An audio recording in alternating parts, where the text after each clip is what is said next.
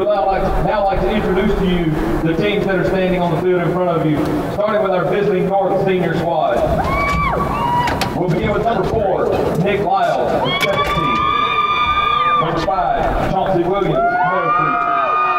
Number 6, Uriah Leverett, Mill Creek. Number 10, AJ Curry, Habersham Central. Number 11, Montez Grove, Union County. Number 14, Clemens Hankinson, Aquinas. Number 16, Matt Campbell, Mill Creek. Number 18, Dexter Manier, Rockdale County. Number 21, Connor Chandler, Pemberell. Number 22, Carlos Ackle, Mount Zion. Number 23, D.D. Cox, Bowden. Number 30, Kobe Jackson, Callaway. Number 31, Paige Moore, Winder Barrow. Number 32, Cole Hilton, Mount Zion. Number 36, Zeke Nance, Calhoun. Number 38, Jonathan Howard, Putnam County. Number 39, Wilson Cato, Peachtree Ridge. Number 41, Rashawn Brown, Mill Creek. Number 42, Steve Harris, Gainesville. Number 48, Dayton Colbert, West Hall. Number 50, Josh Taylor, West Hall. Number 51, Ruben Pisano, Sequoia. Number 60, Dylan Cole, Dalton. Number 61, Cole Williams, Carrollton. Number 62, Brandon Joseph, Central Gwinnett. Number 70, Schaefer Almoyan, Habersham Central. Number 71, Chris Hand, Alexander. Number 72, Demetrius Winters, Cartersville. Number 80, Jalal Zizi, Central Gwinnett. Number 81, Jalen Johnson, Peachtree Ridge. Number 82, Dash Hairston, Milton. Number 84, Cedrian Morris, East Hall. Number 91, Javian Hurd, Monroe area. Number 92, Quinn Williams, Morgan County. Number 96, Miles Gadsden, Loganville. Number 97, Tremaris Haynes, Madison County. And number 98, CJ Fuller, Calhoun. And now the coaches for the North Squad. Head coach, Pete Wiggins, Callaway. Offensive coordinator, Matt Napier, Callaway. Wide receivers coach, Greg Manier, Rockdale. Running backs coach, Mark Myers, Riverwood. Offensive line coach, Christian Honeycutt, Grayson. Defensive coordinator, Jim Pavo, Fanning County. Defensive backs coach, Cedric Dickerson, Lasker. Defensive line coach, Dusty Hubbard, Callaway. And the GACA coordinator for the North Senior Squad, Billy Roper of Adairsville. Ladies and gentlemen, let's give this entire visiting North Squad a nice round of applause. Welcome to the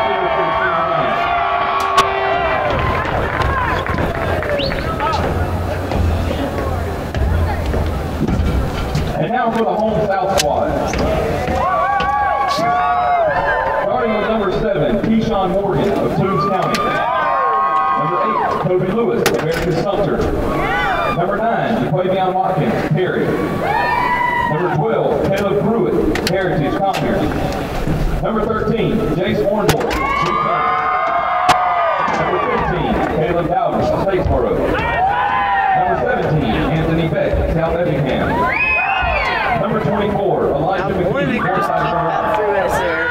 Number 25, Ja'Cory Key, Perry. Number 26, Jace Rogers, Valdosta. Number 33, DJ King, Eagles Landing.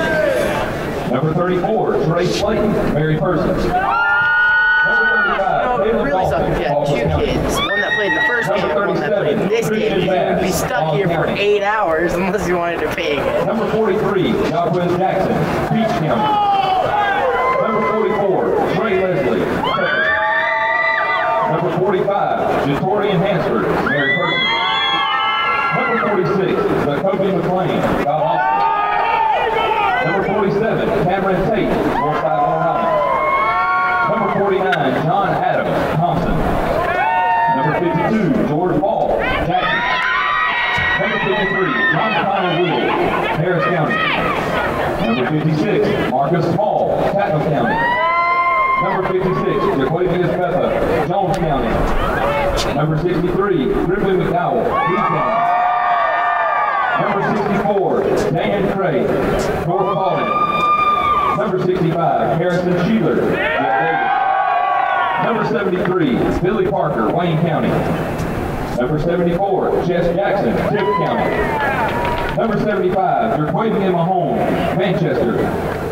Number 76, Jaden Barrett, Hudson Lee. Number 77, Tremel Walter, Liberty County. Number 85, Torino Davis, Bleckley County. Number 86, Rashad Bateman, Tift County. Number 87, Jeremy Horton, Veteran. Number 89, Draquan Garman, Lee County. Number 93, Bobby Kelly, Warner Robin. Number 94, Caleb Johnson, Northside Columbus. Number 95, Antonio Showers, Tucker. And number 99, C.J. Wright of Screven County. Your coaches for the South Senior team, head coach Ashley Anders, Tift County. Offensive coordinator Garrett Grady, Brunswick. Wide receivers coach Zach Grange, Thomasville. Running backs coach Matt Lazat, Richmond Hill. Offensive line coach Jimmy Dudley, Jones County. Defensive coordinator Alan Rodemaker, Valdosta. Linebackers coach Mike West, Tift County. Defensive line coach Ron Duncan, Screven County. And the GACA coordinator for this South Senior squad, Steven Simpson of GMC. Let's give this home South squad and their coaches a nice round of applause for this senior game. Not yet, guys. Hang on right there. Hang right there. We're not done yet. We also need to recognize our senior game officials who are giving their time tonight to help us out and to give us a great game. They are Tom Rush of the NEGOA. Mike Page of the NEGOA. Mike Hernowitz of the AAFOA. Jerry Reynolds of the AAFOA. 26. Mitch Lister of the GFOA. Kenny Grigsby of the GFOA. Greg Hendrickson of the GFOA. Kip Arnall of GFOA. And Bobby Walker of MGFOA. Let's give these officials a nice round of applause for giving us a great game today on their time. 200 minutes of time. The last group we would like to recognize in our pregame festivities are our great group of trainers who are keeping these guys healthy throughout these games today. They are Rob Rayburn of Tattnall County, Warren Roberts of Sequoia, Samantha Hanna of Berrien County, and Kayla Jones of Worth County. Let's give these great people a round of applause for keeping our players healthy. At this time, teams, you may take your sideline. Officials, let's meet up. Let's get ready to kick off a great senior game in the GACA.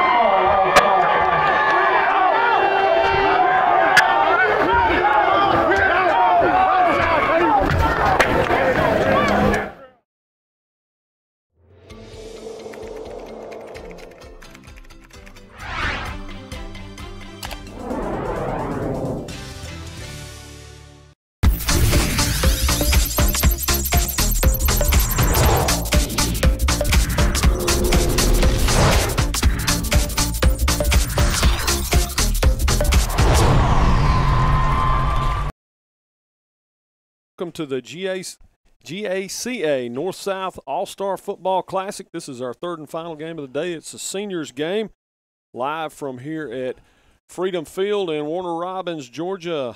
James O'Brien and Bruce Mims. Bruce Mims. I've already forgot your name. That's okay, James. Listen, I'm liable to call you 4 or 5 different names before the night's over with. I'll answer to all of them. Me too. I've probably answered to worse at some point. I tell you, this is a absolutely beautiful facility. Gorgeous facility down here in Warner Robins. If you have not been, it's a great place to see a ball game. Home stadium for both Houston County and veterans, and it's been a fun day. We had a really good game. Game 1, game 2, not quite as much.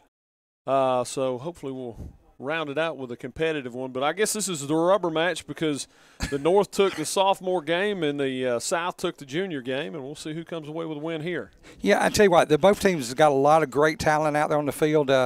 Some of the kids I had an opportunity to see during the course of the year. But I'm going to tell you what, anything can happen in a game like this. You don't have a chance to work on your offense a whole lot, so defense is going to be key here. And what surprised me in the first 2 ball games was there just were not that many mental errors. When you figure 3 days of practice, you'd have a lot of situations where they wouldn't be on the same page. coaches have done a fantastic job, but it also speaks to the football IQ of the kids playing in these games, the understanding of what's going on, the understanding of, what they've got to get accomplished in each play. Oh, absolutely, no doubt about it. And these, you talking about the level of talent on the field here tonight. These guys here, you got a ton of Division I kids here, sure. And those guys are not going to get to go to a Division I school if they're not real smart to start with. Well, that's exactly it, and that's that's one of the things that I think the coaches in this state do such a good job of preparing the kids for the next level. Is not just the physical part, but it's the mental part of the game. And it's amazing to me, talking to so many coaches over the years, how many come in the state of Georgia just for the competition that's here and not anywhere else. Yep, and that was they asked Urban Meyer because per capita we're putting more kids in Division I than anybody. And they asked him point blank, what makes the difference? He says it's coaches. It's the coaches in the state of Georgia, and not just the head coaches, but the assistants right on down the line do such a good job. And I want to tell you what, you showed me a great head coach. I'm going to show you a guy that assembled a great staff under him. Absolutely, no doubt about it. And we want to welcome you to the broadcast, and hopefully you enjoy it. And it's being brought to you by Formula 32 as our sponsor for tonight, allowing us to be here. And it looks like the South going to get the ball first this time. Now, I'm not used to the play clock in the end zones. Yeah, that's a little different. They took the banner down so we can see the scoreboard now, so it'll be a little bit easier. We want to thank Patrick for that. Yeah, that's true. So, anyhow, it's been a fun day. Always a fun day to get out here and watch the kids go at it like this, and getting ready to tee it up. Of course, some rule changes. Being an all-star game, they're not live with the kickoffs. They're going to start on the 30-yard line. Every possession on a kickoff, they are going to put the ball back in the middle of the field every time, not going to any of the hash marks. Can't play an unbalanced line. Can't rush, blitz your linebackers. So just kind of keeping it as kind of straightforward. Trying to see if that was 34 or 74 back receiving. Whoever it is, he's really big. They have been doing that all night long, putting offensive linemen. It's not live. Hey, they can say, hey, I returned a kickoff or got to field a kickoff in an all-star game. Well, it was like a few years ago when Hawkinsville was playing up in the Dome in the state championship game. Charles Johnson went downfield, and they hit him wide open with a pass, and he dropped it in open field. And, of course, the comment from my partner was, well, nobody ain't going to play at Georgia. Exactly. And let's see, they've been rotating most of the players in pretty routinely here tonight. And, of course, cannot see the number on the quarterback here. Got a man in motion. A little quick hitter out on the far side, and defense rallies over there pretty well to shut it down to a 5-yard gain. It's Jace Orndorff for Lee County getting things started down there at quarterback. And looking like about a 5-yard gain, calling it a 6-yard gain on the first play. Sets up a 2nd and 4. And I tell you what, that kid had a pretty good night in the state championship game. Yes. Came up a little bit short. There's a snap handoff, and he's going to take it back up the middle and going to be just short of the first down. I'm going to tell you what, they got some hosses up front to open some holes. But you know what, we will see a little bit of running tonight, but we're going to probably see a lot of passing. Yep. And that was, I think, Watkins out of Perry on the carry on that one. It's the only thing that makes these numbers, they're thick blocks, so they're kind of hard to read from time to time. Look at the monitor. I'm a radio guy. What can I tell you? Yes. There's this pass over the middle down to the 50, 45.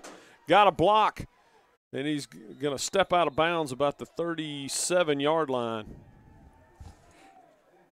And nice block there by the wideout. And he's kind of familiar with that kid right there. That's number 89, Draquan Garman out of Lee County. So he knows a little bit about him. Yeah. Timing issues. Yes, exactly. And we've seen that be an issue from time to time in some of these ball games. But not as bad as you might think, considering the lack of time they've had to play with each other. There's a snap. Drop straight back and hit the running back out in the flat, well defended, and held a 1-yard gain there. That's Keyshawn Morgan out of Toombs County on the reception.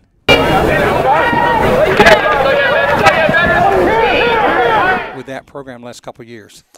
And I tell you, if you get a chance to go back and watch the sophomore game this morning, That was impressive. That did not look like a group of sophomores running around on that field out there, I promise you. Here's a snap, and he'll look to go down the seam. He's got a man at the 20-yard line for another first down, and right down the field they come. And we've seen a little bit of this today. Get that first set of plays a little bit more scripted, and sometimes the offense a little ahead of the defense on the first possession. Well, again, that's Garmin once again. Those two guys hooked up a lot this year for Coach Dean Fabrizio. And we're liable to see him a lot more. And he, of course, coached the first game today for the South. Here's a handoff, going to bump it out to the outside, and they're going to drop him for no gain. Good job by the defensive front there, keeping the guys contained. Never allowed the running back to get outside. And that was Watkins again out of Perry. And that's going to set up a third and one. I believe we got – oh, I've got to stop looking at it. They're not keeping up very well. Second down, and that's going to be a complete – oh, nice hit by the defensive back there to break it up. That was Jeremy Horton from right here at Veterans High School. That was a nice play. And I think that was Connor Chandler out of Pepperell on the hit. I tell you what, he played the last few years for Coach David Bruce, and they're just a working man's team. They go to work, they run the ball well, and they throw it some as well. And now we're looking at a third down. Going to throw to the corner and out of play. Guess who he was going for? Yeah, big surprise. Yeah, we might see shocker. a little bit of that tonight. Jeez. I guess that's his Julio Jones, if you will. Yes, the comfort zone's definitely there. So that's a decided advantage in a ball game like this. When you got a quarterback and receiver, you know they're going to be on the same page. They play together all year long. Absolutely. And going to try the field goal here. 37-yard attempt.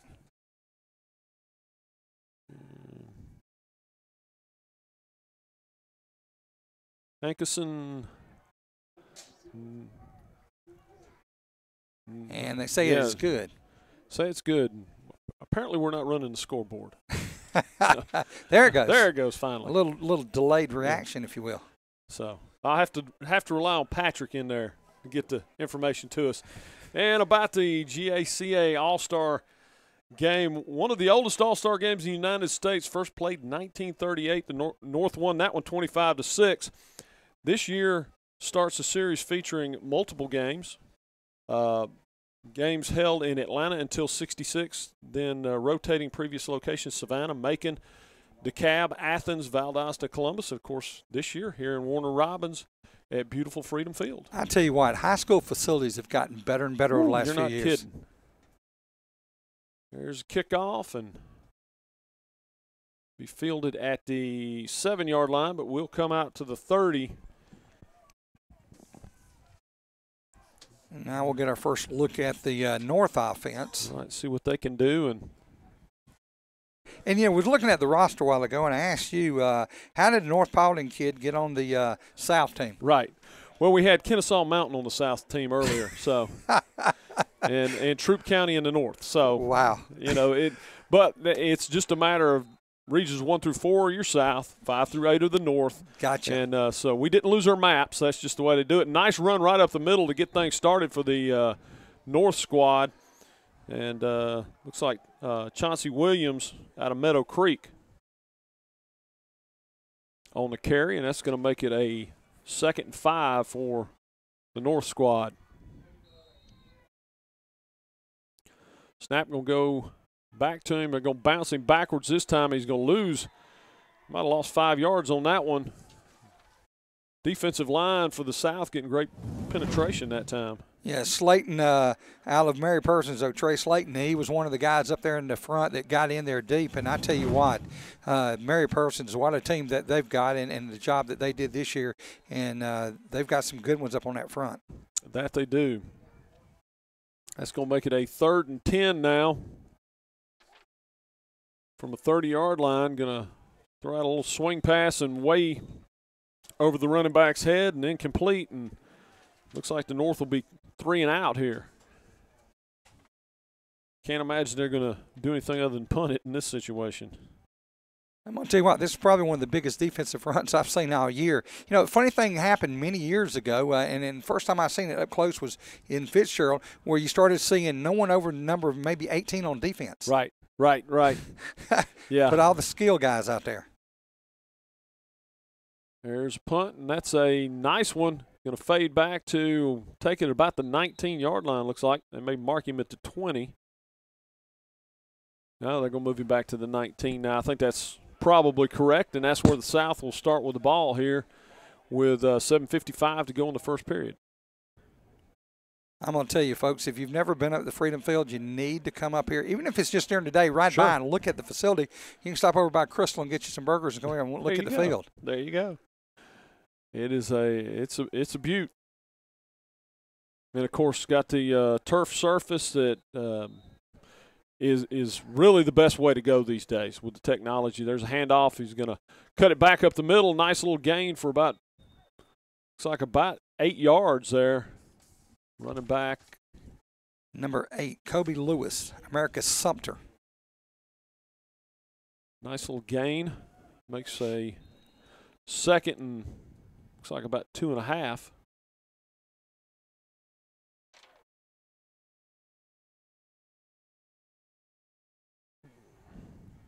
And Orndorff stays in at quarterback. There's a handoff. They're going to bounce it to the outside and going to be just short of the first down, looks like. Setting up a 3rd and short.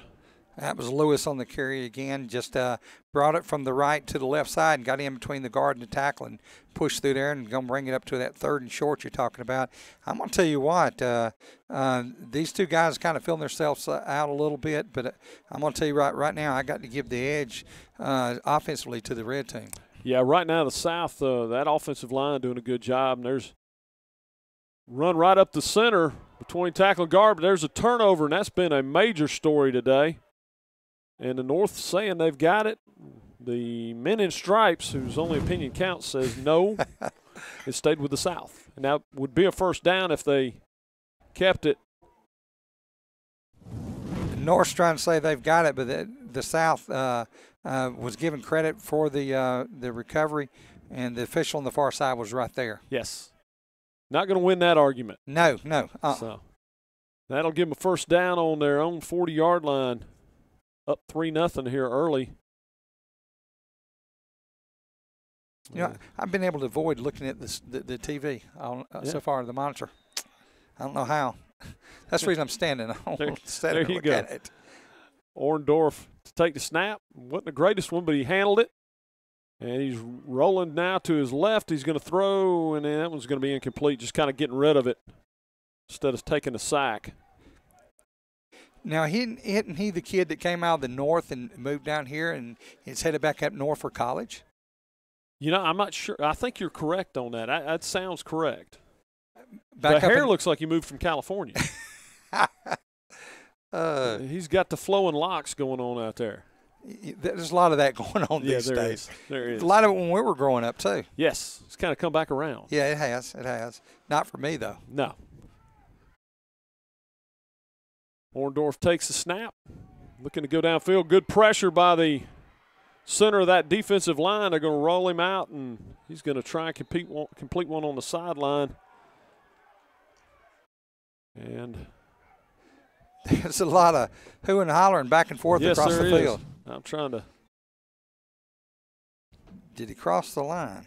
No, he couldn't have. He was too far back. And well, that'll get you every time. Yep, personal foul, roughing the passer. Got to pull up. My old high school coach said if they fake you out when you make the hit, make sure they remember it. Yeah, there you go. And it's just really unnecessary. You know, sometimes you see that where the guy's already in motion, but that was not the case there. No. So he earned it. He earned it. He absolutely did. That'll give the South a first down on the North 45-yard line. Orndorff, great play. He pulled away from him, but, man, what a play by number 97, Haynes from Madison County. as he just blew right through there like there was no offensive line. I tell you what, that kid's got a future. Yeah, a little wow. quick. Yeah, wow. And that, that's, we were talking about it last game. That has been the difference for the SEC, is they recruit defensive linemen like that. And unfortunately for the rest of the country, they're not all that readily available other places, it seems like, for some reason. No, not like it is here. No. Orndorff still at quarterback. He's going to throw a little quick hitch out to the side, and that one's knocked down. And that's the difference in football from the Southeast and the East in general to out in the Midwest or out in the West, is they're bigger and they're a little bit slower. The game is not as quick. When the Southeastern Conference goes up to the Midwest somewhere to play, 9 times out of 10 they're going to be the quickest team on the field. Yep. And that's one of the reasons Urban Meyer's been successful at Ohio State. He's tried to change that. That's right. Orndorff to drop. He's going to hit a man right down the seam, and he's going to be tackled just short of the first down. Garmin with the reception. Yeah, big surprise. I think we might hear that a little bit tonight. I think he may have thrown to him a time or two this year. Yeah, once or twice. Wow. That's going to bring up a 4th and short, and I would suspect they're probably going to go for it here. Not a lot of reason to try and punt this ball. They just looks like they sent a oversized fullback in there. Yes, rather large young man. He hadn't missed any meals. C.J. Wright, Screven County. Wonder who they're going to run behind. And he bounces it outside to the 30, the 25, down to the 20, and inside down to the 18-yard line before he's bumped out of bounds. That was a smart move on his part. Yes. He sealed to the middle, and he's seen the flow come that way because everybody sucked in on the big guy, and he hit that point and just was slid down the line. Picked up good yardage. Yep. And that's one thing we've seen out of a lot of these backs today, just their vision. Very good. Orndorff, low snap, he handles it's going to roll out and keep it himself and tuck it and go for about 3 yards.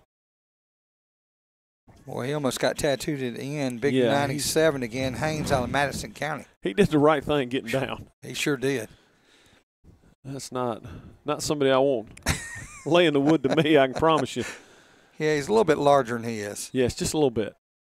I mean, he laid his big body all over him. Yeah, of course, Orndorff's a little more pliable than I am, so yeah, I might not get up. There's a little handoff with a fake pass, and he's going to take it down to the 10-yard line. That was Keyshawn Morgan out of Toombs County again with the carry. And South pretty productive on the outside tonight, running the ball early on. You know, they throw the ball pretty well on the South, but a lot of teams spread it like that, put 3 guys to one and 1 to the other side just to create more space to run. Right. Orndorff gives a handoff right up the middle and plugged up pretty good by the defense there on the South. Didn't need much for the first down, but I think he's going to be a little bit short. Let's see where they're going. Yeah, they're setting him down at 9. Yeah, he's just past the 9 a little bit. He's going to be about a yard shy. Yeah, he's got to get out to the 8. So here we go again. Now they're sending in the kicker again, I believe. And with 3:01, yeah, it looks like they're going to try and add 3 more points to the lead here. Beck, Alice F. Effingham, the holder.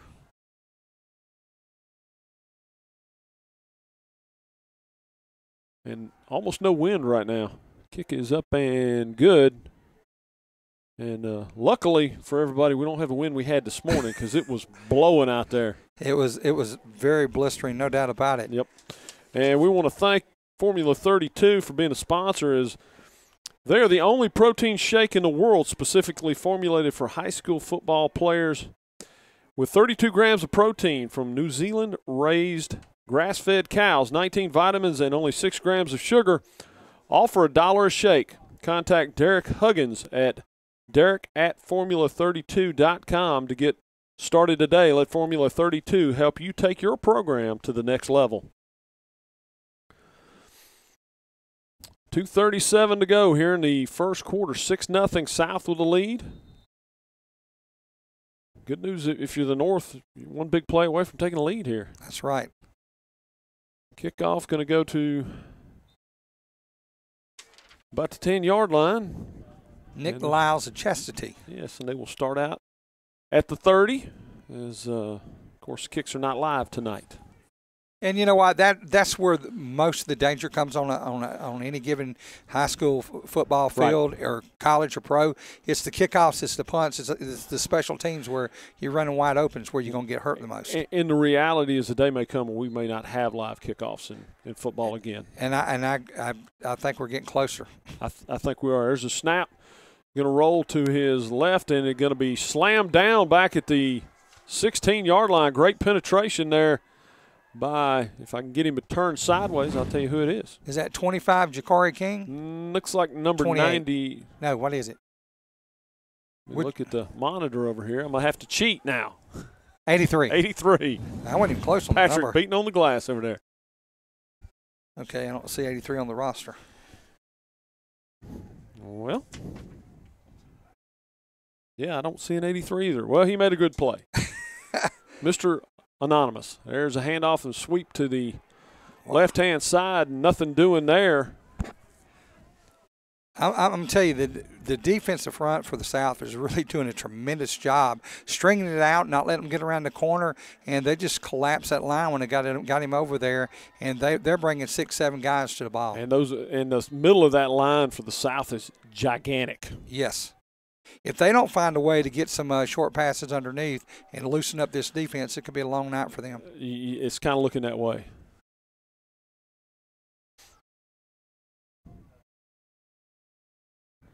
There's a snap. He's going to drop straight back this time. Going to go deep down the middle of the field. And that was a 50-50 ball that did not go their way. Knocked down. Good play by the defensive back. Morris of East Hall, the intended receiver, but a good job by the defensive back. Number 26, I believe it is. Yes. All right. And that would be Jace Rogers from Valdosta. Coach Rodemaker's one of his boys. Yep.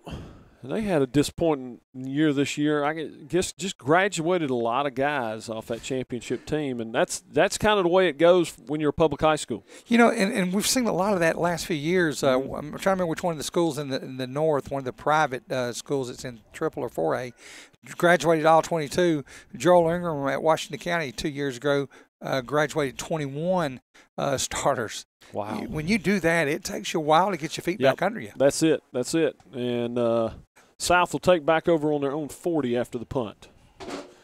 The purpose of the Georgia Coaches Association is to provide the means by which the coaches of Georgia may improve their skills and techniques in working with the youth of the state, dedicating themselves to the highest ideals of competitive interscholastic athletics.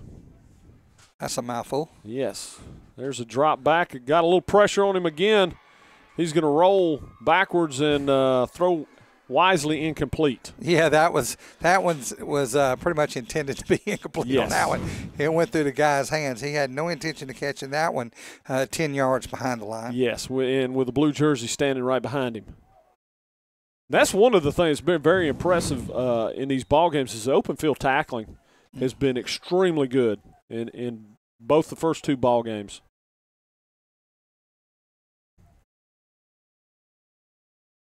There's a snap, dropping straight back. Pressure, but he gets it off, incomplete. That's going to bring up a 3rd and 10 for the South.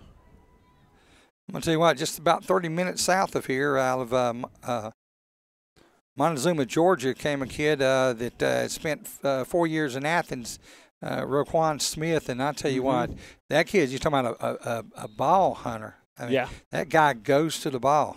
Yes, that he does. 3rd and 10 for the South. Dropping straight back. Going to go deep down the sideline. Looks like this one may be intercepted. Oh, my goodness. Hit off 2 defenders and caught.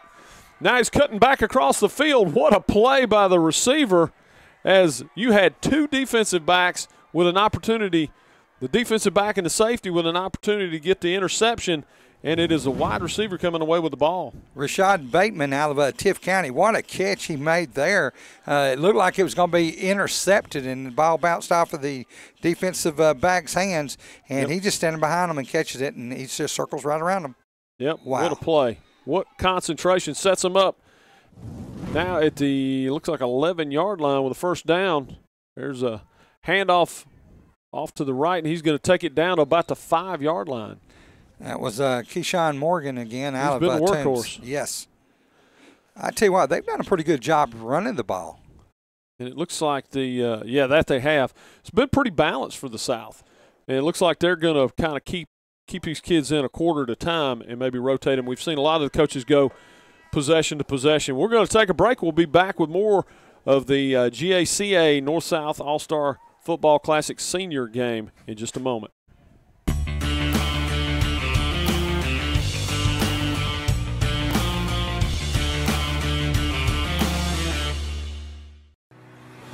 Here at the Marine Center, we have a dedicated team of physical therapists, occupational therapists, and athletic trainers in the clinic and out on the fields, serving approximately 3,000 athletes, evaluated 3,583 injuries, getting athletes back in the game. Heal better, recover faster at the Marine Center.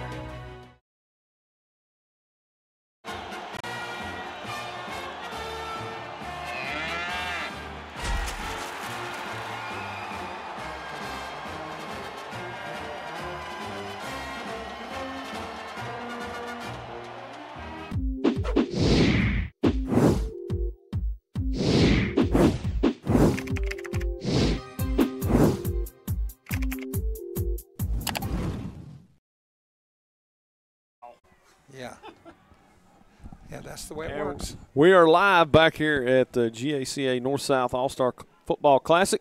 Game 3 of the day. This is the seniors going at it here, North versus South, and it is the South with a 6-0 lead threatening here at the beginning of the second period, up 6-0. Now, they have our friend back there, Wright, C.J. Wright, at the running back position in the deep part behind the quarterback and the pistol. And we got that may change because we have a substitution foul against the South, going to back them up 5 yards. Now, I know they weren't going to run the big boy. He had to be back there for blocking purposes. One would guess. We're going to go Refrigerator Perry on it. Oh, yeah. Jeez. That's a name I hadn't heard in a long time. Wow. And we will let them get it sorted back out here. We're going to have a 2nd and 10 now.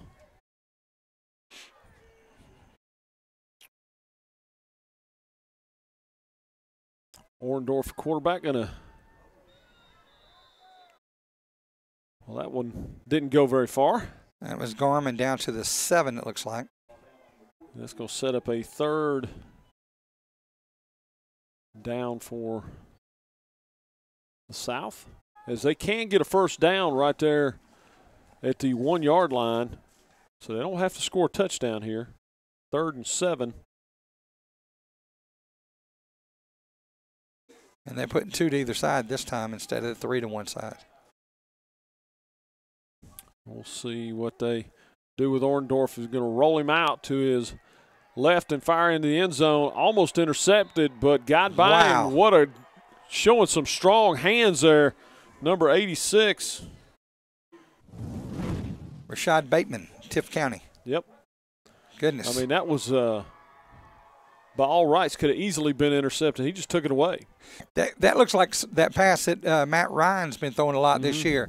The guy getting just inside the pylon and pinning the guy next to the sideline, just dropping it right there where his feet just set inside the line. And that's going to make it 12-0, trying to add the extra point here for the South. And the kick is up and good by Caleb Dowden from Statesboro. So North got a little work to do. Yeah, I'm going to tell you what, too. It didn't look good for the North. The way this thing has gone to this point, the South really has controlled the offensive and defensive line of scrimmage. And if you control the line, you're going to win the ball game. Well, yeah, I mean, you don't have to look any further than the University of Georgia for that. About the Freedom Field, designed by Southern A&E Architects and Engineers, opened September 2nd, 2016. Stadium seats 6,102. 1,500 parking spots, home of Houston County and Veterans High School.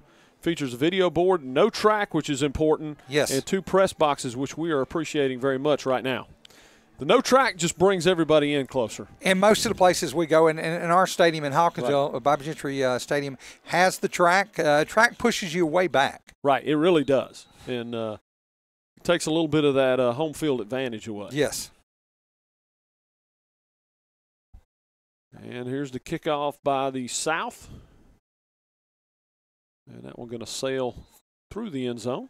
I tell you, from our perspective up here, the layout and all, minus the big field house and all at Mercer, very similar feel and look to the design of the stadium. It is a very, very nice complex. And they worked on it till the day they opened the stadium too. And here we'll see what the North has got going here, looking to see who's coming in at quarterback now. Looks like A.J. Curry out of Habersham Central. And we're going to run a reverse. And he's going to break it to the 40, to the 50. And they're going to drag him down inside Southern territory at the 46-yard line. Well, can't run it right at him, so we're going to try a little trickeration and do that reverse. And he was able to get good room out around this side here, and then he just turned on the jets. Yeah, I got him a little bit of over pursuit there, yes, and took advantage of it. And that's something we've seen some misdirection day and have not had a lot of luck with it. Is defense has been real good at staying at home. There's Snap going to hand it off, and he's going to juke one guy in the backfield and cut it down the right-hand side for a couple-yard gain. And that was Leverett from Mill Creek with the carry. Every time I see that helmet, I think of Lovett, the color of it. Right. It throws me off when I see him on the sideline earlier. Yeah, there's just not that many teams wearing that color. No.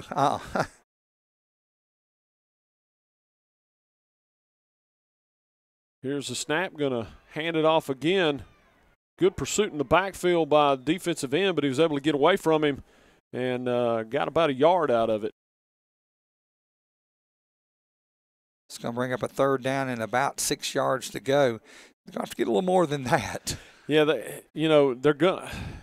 Vanilla offense is not working right now. The one big play they've had was the reverse, and they're just going to have to, like you said, I think maybe going to some of that short passing might be the ticket here and loosen that defense up a little bit. There's the snap. Quarterback going to play a little option, tosses it out, and lost the ball. South going to pick it up and almost had a scoop and score there by the big man. That was number 78, I believe, on the play. Or 75, Mahone out of Manchester. Yeah, he's not built for the long runs. Right. I was just impressed him getting down there to get it like that on the run. I tell you what, he was one of many good-looking seniors that Coach Hostetler had down at Manchester this year. And just couldn't handle the pitch. And that comes down to that 3 days of practice. Yes. And timing and everything else. And that's just very difficult. At option plays, very difficult to run in a game like this. It is. It's not something you can pick up in 2 or 3 days. And they are going to start at the 41-yard line. There's a bad snap to the quarterback. Couldn't handle it, and they may have given the ball right back. They have. North has the ball back, and looks like number 98 coming away with it there. That was Caleb Pruitt. Heritage Conyers was in at the quarterback. And I think it was yep. And he did not get a good snap at all. No, Miles Gadsden out of Loganville is actually the one who came away with the ball. So that's big for the North. They could not afford to get any further down in this ball game. No, they cannot. They're at the point now, another touchdown, and that's pretty much going to put them behind the 8 ball. Yeah, because they just really have not been able to produce much on offense. There's snap looking for man. Crossing route, and should have had that one. Yeah, when one hits your hand like that, you've got to pull it in, and that's the kind of plays that they're going to have to get. That they've got to loosen this defense up, slow down that rush, and right now they're not getting much to slow it down with. Yeah, Morse out of East Hall couldn't handle it. I mean, it was a little bit out in front of him, but like you said, if you get your hands on it, and he'd be the first to tell you he's supposed to catch that. Absolutely, no doubt about it. Of course, I can say I was a lineman. Right. Linemen weren't supposed to catch anything. Exactly.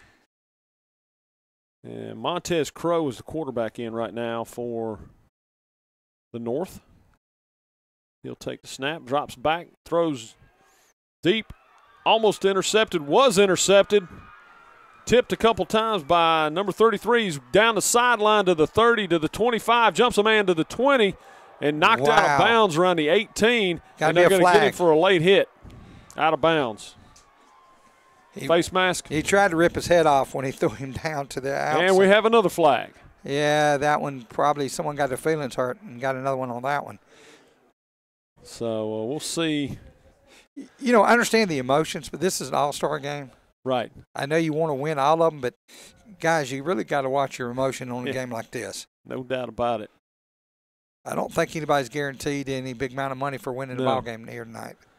No. Like Coach Pardue said, when you're the coach of this ball game, you're fired when it's over. That's right. So just out there having a little fun, guys. You're on a limited pay scale here. Exactly. You're going to get one check, and that's it. And it's going to have nothing but zeros on it. Right. So we'll see when they sort this out. Personal foul, face mask against the defense. Now, my question is somebody going to get the ejected? Offense, actually. And sportsmanlike against the defense. I mean, so offsetting. The offsetting. I'm wondering if the young man who got the face mask ripped off his head. And let's see. That was a big return by DJ King of Eagles Landing. I got a feeling this was a retaliation move. That's what caused the second flag. Yeah, I got a feeling you may be right. Of course, I seen a young man last year at the game up in Macon get tossed and escorted to the gate. Yeah. And we missed who the second one was on. Second one was on. You know what? We need these every Friday night. I'm telling you, it makes it a little bit easier. I'm going to be spoiled and not. All right, South up 14-0 here, or 13-0.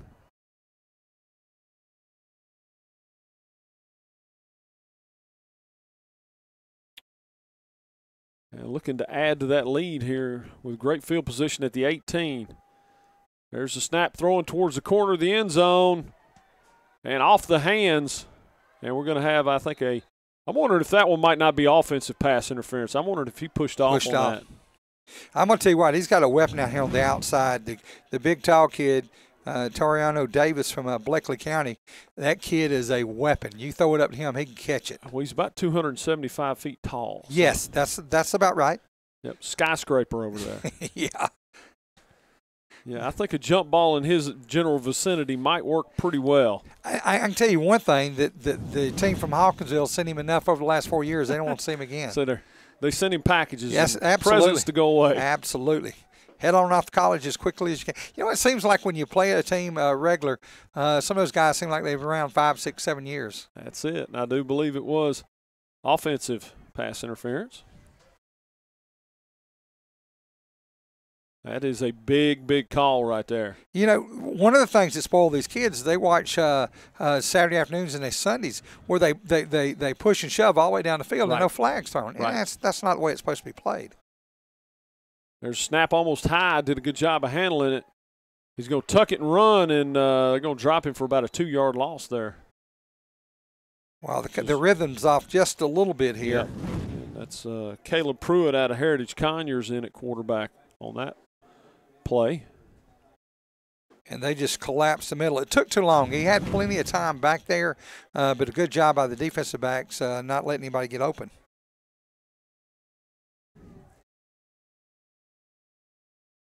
moving the running back around a little bit. There's a snap, going to drop straight back. Good pressure up the middle. Little screen play. Good for 5, 10. Going to take it down to the 25. Nice job of patient running there. I'm going to tell you what, he weaved his way down the field. Yeah, he did. And that's Bateman once again out tipped. Yeah. Yeah, that's one of those, if you just take the ball and run, you get about 5 yards out of it. Right. And if you're running back and you're fullback, that's what you want to do is go straight up field. Right. So that makes it, I think it's second down and long. I heard him, PA man said, another Goldilocks out there. Oh, wow. There's a snap, rolls to his left, and incomplete and out of bounds. I tell you a fellow that's fun to watch, and that's Freeman with the Falcons. That little rascal can run over some people. He can. He's unbelievable how well he runs the ball. He had a tough night the other night down in New Orleans, though. Yeah, we had family stuff going on all day, and I missed it. You didn't miss anything. You know, I've seen that from the score. Some really bad officiating. That was about it. I thought the SEC officials had shown up for a moment. And they're going to try a field goal here. Kick is up, and 42-yarder. Looks good and would have been good for – no good. Just a little bit to the left. Wide left. Had plenty of leg now. Yeah, he had plenty of leg. He hit the net on the screen on the back. Yeah. I thought it was good from here, but you know, going back to the Saturdays and Sundays, these kids watch all this nonsense that goes on on the weekend, and they get into games and they try to pull some of the same stuff. It's like when Georgia was out at Notre Dame. Georgia's got off defensive tackles are getting tackled and stuff by the offensive tackles and no flags. And the same thing when Georgia and Auburn played. Yep, there's a quarterback keeper, and he's going to he's going to lose the ball. South picks it up and bobbling it. And he chuckled it all the way in. Did a little Harlem Globetrotter into the end zone. And a touchdown there for the South, and wow, what a play. And looking to see who actually scored on that thing. They had a host of was it 33 or 83?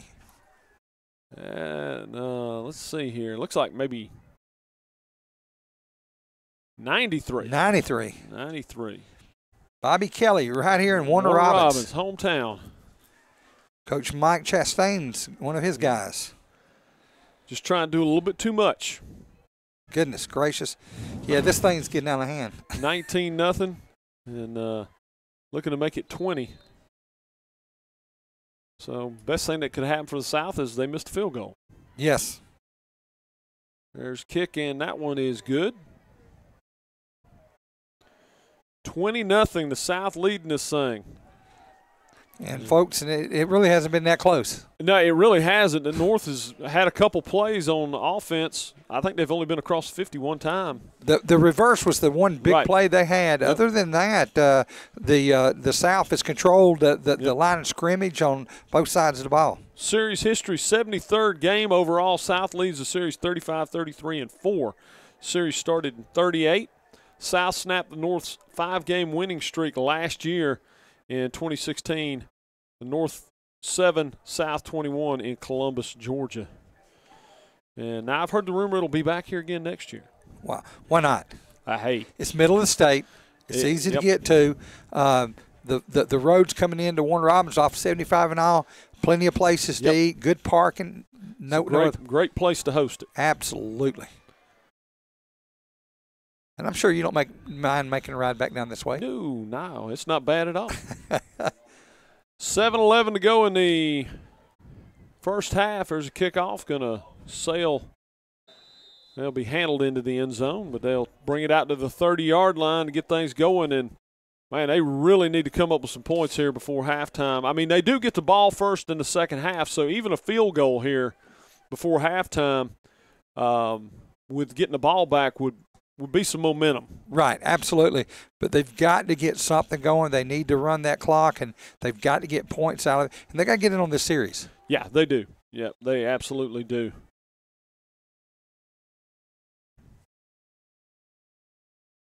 There's a snap and a handoff, and he's got some room to run to his left-hand side to the 40 to 45, and they're going to run him out of bounds about the 49-yard line quickly, and that is the best-looking run they've had all night from scrimmage as Williams breaks it around the corner out of Meadow Creek. And that he showed the burst that we had not seen out of him yet tonight. Absolutely. He takes that step. He gets to the about the tackle and kicks outside and gets to the sideline, cuts up, and picks up another 15, 20 yards up the sideline. I said 40. Yeah, 49. Looks like they're marking him at the 50. There's a snap. They're going to go back to that play again, and the men in red were ready for that one. Yeah, number 43, Jackson, Peach County, Jarquez, he crashed in on that right side and hit him in the backfield before he even got going. And that's what you need to do with somebody with that kind of speed. Catch them before they can get it rolling.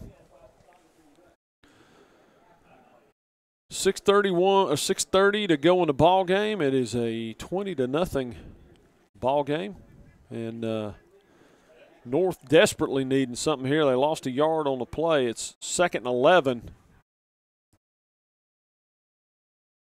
There's a snap. They're going to try it again, and once again, going to the well maybe twice too often there as he lost 2 yards that time. Wow, they brought 4 in on that side that time and got him in the backfield. I'm going to tell you what, if the North can't find a way to block and get some lanes opened up, this will be a very, very short night for them. Yeah, because they've got a couple big uns in the middle for the South that are occupying a lot of blockers. Absolutely. They're going to drop back to pass this time. Under pressure. Going to jump around. Finds a man wide open on the 45 down to the 40 to 35-30. Out of bounds around the 27-yard line. Actually, they're marking him out at the 30. That was Chauncey Williams again out of Meadow Creek. And well, that young man's got find more ways to get him the ball. That's it. And that may be the ticket right there, hitting him out of the backfield, getting him into some open space.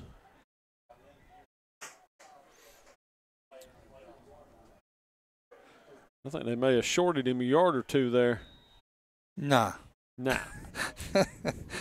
Sometimes I wonder if we're all looking at the same place. I know. It kind of depends on which angle you look at it from. I wouldn't do their job. No. Not enough money. Nope. There's a snap. There's a pitch out again to the to the running back, and he's going to actually lose a yard that time. And seems like whenever they hit something, the South is automatically adjusting to it, and they go back to it, and it doesn't work. No, and that play looked funny from the start. The quarterback looked like he released it real funny behind the line, and then the back took about a step and then dove forward and didn't even get back to the line of scrimmage. I'm not sure what that all was about. And Montez Crow takes a snap, hands it off. They're going to try and bounce it out to I think he's going to be down on that one. Let go of the ball, but he's got to be down. But another, I guess, back to about the line of scrimmage, and that's going to set up a 3rd and about 12 now. Trey Leslie of Tucker, number 44, him and another guy got there to blow that one up. Actually, 46 actually made the initial hit, who is not on our roster. And you got Crow from Troop playing in the north. You got a young man from Tucker playing in the south. Yes. There's a snap. Crow takes it. Going to throw over the middle, and I think it might have been tipped by the linebacker, number 44 there for the South. Trey Leslie out of Tucker again. Harris County's in the South, too. Yes. I'm often amazed. That's going to come up with 4th and 11. And we got a timeout. North's going to talk about it. I think you're too far from field goal, and doesn't make any sense to punt it here. No. You just got to line up and try to go for it. That's all you can do. I mean, especially when you're down 20 points already, and you're under 4 minutes to go in the half. The worst case is they get it there. Best case is maybe you pick up a first down, even if you pick up some yardage and pin them a little bit deeper. Right. You got no choice. You got to go for it.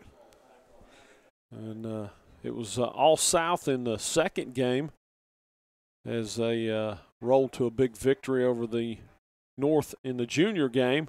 Sophomore game went the other way. It was the North coming away with what has been the best ball game of the day, though, with the sophomores. And I tell you what, that was an impressive group of sophomores out there.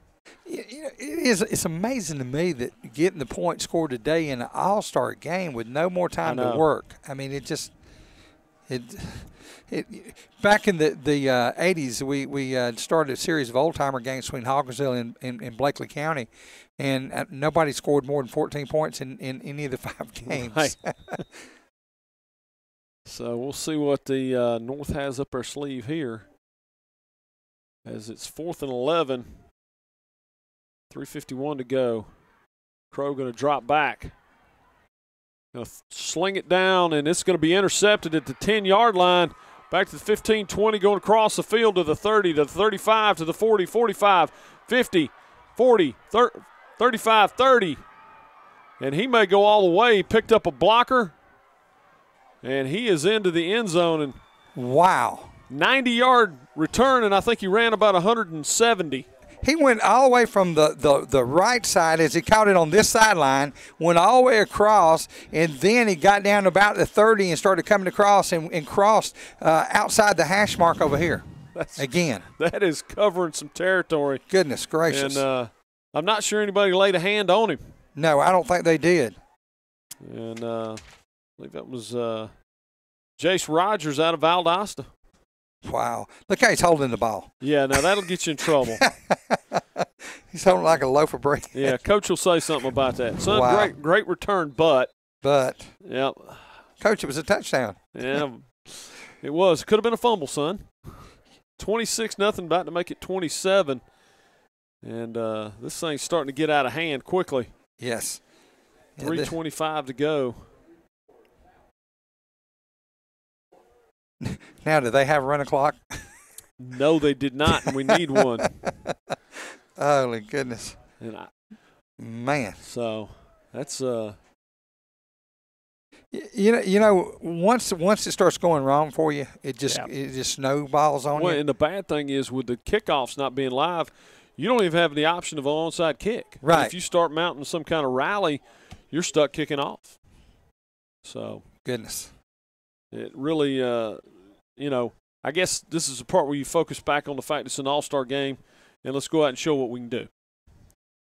Yeah, because right now their showcase, last chance to show something maybe to a college scout. Right.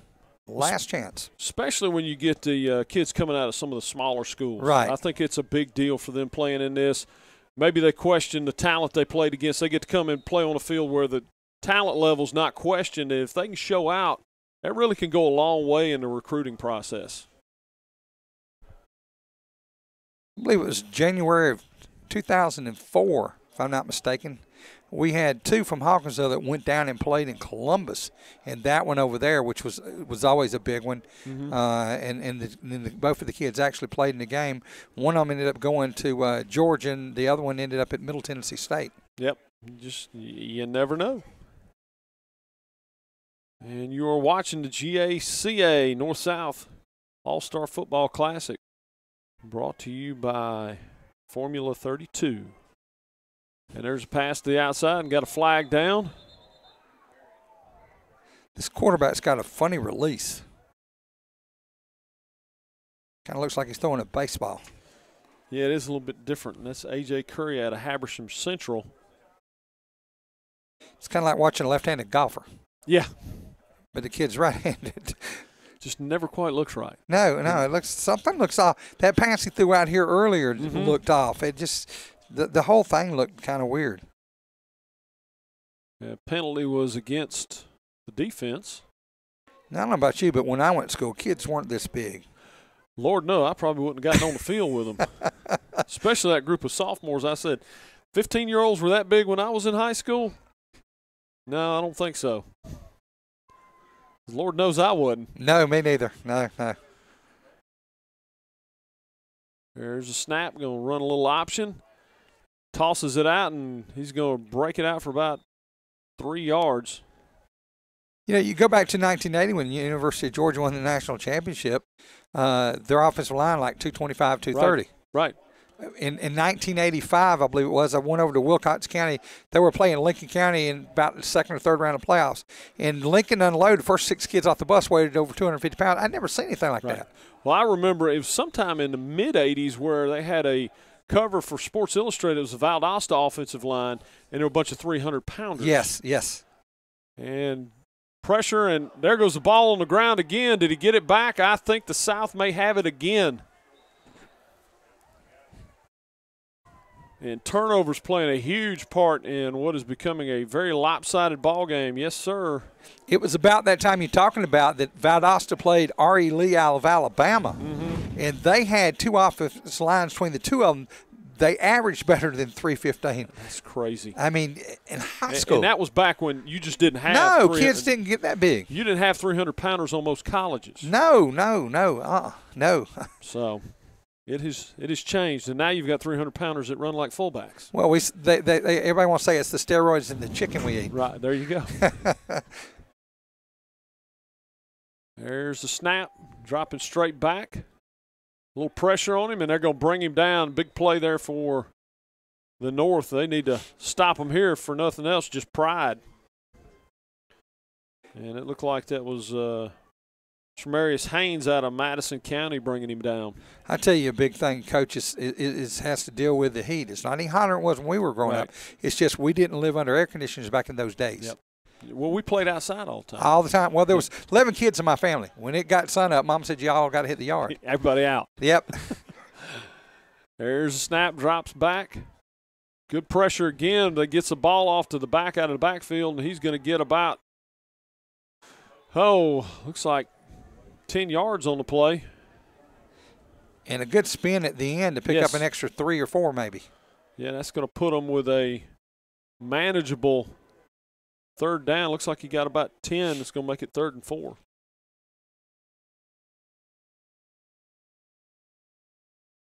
And looks. Is it Orndorff back out there on the field? Yes, sir. And Orndorff will take it, drops back, hits the wide receiver on the screen, and I think he fumbled the ball. The North may have it back. Yes, sir. Number 41 for the North comes up with it, and that's Rashad Brown of Mill Creek. Now I think he's the official on that side. I think saying incomplete pass. He took a couple steps. He took a couple steps. He never pulled it in, and it was moving a little bit, but the 2 steps will make me question. But, either way it goes on this one, I can kind of understand. He never got to chuck it away. No, he didn't. He actually knocked it out of his own hand. Right. But they are going to call it incomplete. And it's 3rd and 4. Wow, here we go. 4th and 4, they're going to try a long field goal. This one is going to be a 53-yard field goal. We saw a 59-yarder attempted in the last game, came up about 4 yards short. Well, this time you want to do it when you're up 27-0. Might as well. It's an all-star game. That's right. Show him off. Showcase him, Coach. And nobody's rushing either. There's the kick. And the distance and off to the left. Wow. He hit the net again back there. Young man has got a leg. There's no doubt about that. And that's Caleb Dowden out of Statesboro. My guess would be I'd be surprised if he wasn't playing on Saturday somewhere with that kind of leg. Marion County just a few years ago had a kid named Wells that punted and kicked extra points and field goals. Kid could hit a 50-yard field goal and then punch you. He could be punting from his own 25 and pin you back there inside your 10. It's kind of kid that changed the field. Yeah, and that's such a weapon. That's been one of the big differences for Georgia this year. Yes. And there's pressure on the quarterback, dumps it off to the running back. Nice move as he gets away from one defender, and they're going to drag him down a couple yards short of first down. I've kind of gotten used to seeing those big black glasses on Blankenship. Yeah, I know. Superman glasses. Yes. Clark Kent. He kicks like him, too. He does. And 46 seconds to go. I might be airing it out here if I'm a North squad. Absolutely. Nothing to lose. Absolutely nothing to lose. Crows throws high, and that's going to draw a flag. Just really didn't need to hit him. Let's see. Yep. He hit him. It didn't really look like it was that much. Yeah, it really wasn't much. And if this wasn't a 27-0 ball game, they might not throw that flag. But Johnson out of Peachtree Ridge takes a shot in the back. And they're going to call a 15-yard personal foul. Not a lot of argument out of the South coaching staff over there. We're going to look at it on replay here. Yeah, not a lot there. Nah. The reason they got him is because it was way over his head. Right. And he never even touched it. But you know what? You see that all the time. You do. And I guess they're just trying to head off this thing, getting chippy with it being a blowout right now. But, you know, thing is, who knows? South scores here. They get the ball first. Stranger things have happened. Right. I mean, they're not the Falcons, but you just don't know. Crow scrambles, gets away, and going to pull him down short of the line of scrimmage. He's going to lose about 2 yards on that one. The late 90s went out to do. Middle Georgia was playing in the Mineral Order Bowl, and 8 minutes of the game down 21-0 at the half. They blocked a field goal attempt, go in down 27-13, scored with 15 seconds going to game, and won at 37-35. Oh, wow. I didn't even need the Delta Jet to get back in. Yeah, I can imagine. You know, and that's – you don't know. I mean, this is an all-star game. Weird things can happen. So. Absolutely. Until the last whistle's blown, these kids are going to, hopefully give everything they got and keep it clean between the lines. Right. And really, you hope that the North makes a charge to make it a competitive ball game down the stretch. Yep. Because there's nothing worse than a 35-38 type game. Yeah. That's not much fun really for either team. Fans enjoy those more than the players do. And Ashley Andrews, South head coach in his third season. Boy, he's done a good job. There's a snap. Got one tugging on his jersey, and took him a minute to get him down, but was able to pull him down. That's number 95 for the South Antonio Showers from Tucker. I'm going to tell you what, some of these regions in the state of Georgia have got all-star coaches on every team in their region. Yeah. Some of them are absolutely loaded with them. Mm-hmm. And I'm going to tell you what, you've got some great ones out here represented today. Screven County Coach Duncan out there on the other side working with those guys has done a tremendous job for years up there. You look around at these guys and you can just say, right now, these are the who's who. Pete Wiggins, Callaway. Yeah, he's done a fantastic job. 115-42 record at Callaway, 6 region championships, reached postseason the last 12 seasons. There was a time there you'd say Callaway who? Now right. You know Callaway is. Well, just look at today, how well represented Callaway and Troop both are. Oh, absolutely. In these games today. And I know it was a disappointing end of the season for those guys, but, man, they've been awful good here. Just you got to feel like one of these years is going to happen for them. It's going to be their time. That's it. Dropping straight back, looking to go deep. Got pressure coming from behind, and he's going to throw and be hit as he lets go of it. And that one will smart a little bit tomorrow. That's our friend C.J. Wright from Screven that hit him. Played in the backfield. He played defensive line. Yeah, been all over the place and made a good play there at the end of the half, and that will do it for the first half. All South so far, 27-0. And as you said earlier, hasn't really been – the North hadn't threatened. We're going to take a break. We'll come back with the highlights from first half in just a moment.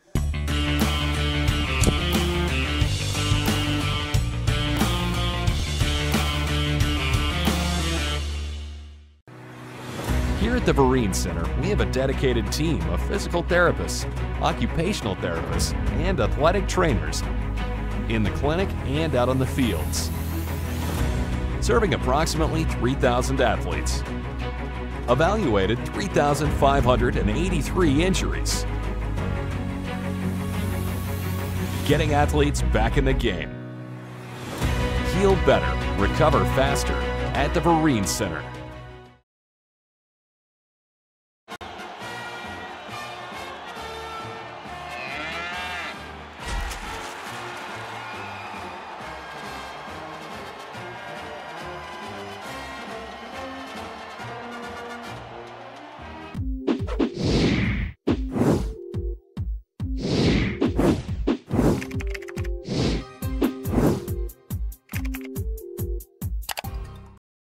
take a quick look at the highlights from the first half.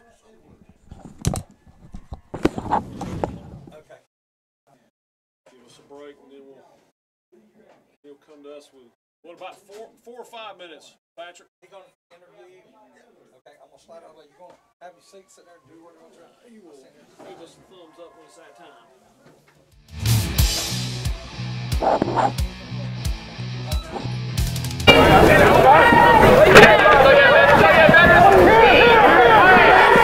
I did catch that.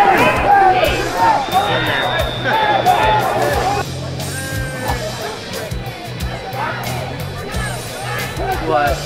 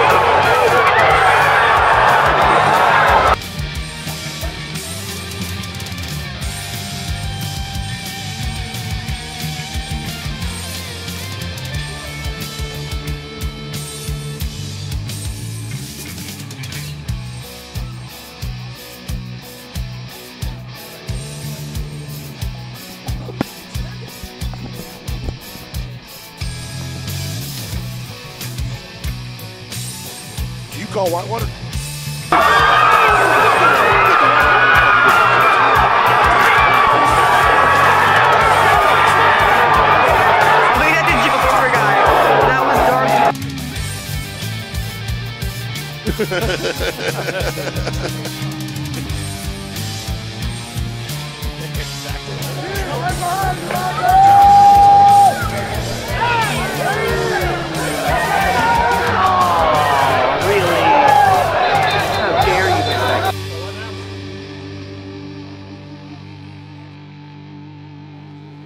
Okay, so we'll go at 4, right?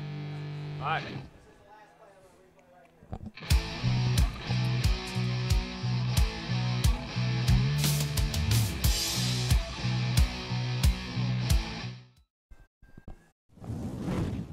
And welcome back to Freedom Field as it's halftime of the senior game. And Casey Bass has joined me from our sponsor, Formula 32. And Casey, tell us, we talked about it earlier. Tell us a little bit about what makes you guys different besides just the price, because, I mean, that is always a huge consideration when you're looking at trying to do supplements is the price to get quality stuff. Up until now, it's kind of been outrageous. You guys have changed that a little bit. Our story is an interesting story, and thanks for having us. We're thrilled to be a part of this event. We love the GACA. We have been involved with those guys, not since 1932. Right. But it feels like it when you're dealing with Craig Davis. Love that organization because they love football coaches, and we love football coaches. We are not a protein company. We are a company that makes powdered beverages, cappuccinos, hot chocolates, and such. And a few years ago, one of the owners of our company came to me because I'm a football guy, and he was discussing his son and the protein that he was watching him drink. And he was concerned about it. First off, the kid was standing over the sink trying to keep it down. Right. And he said, will you just research for me? Right. And I have little girls. I don't have any little boys. Right. Will you find a drink that's safe to give him? And so I'd researched it, and I'd coached the kids. He was 7. Right.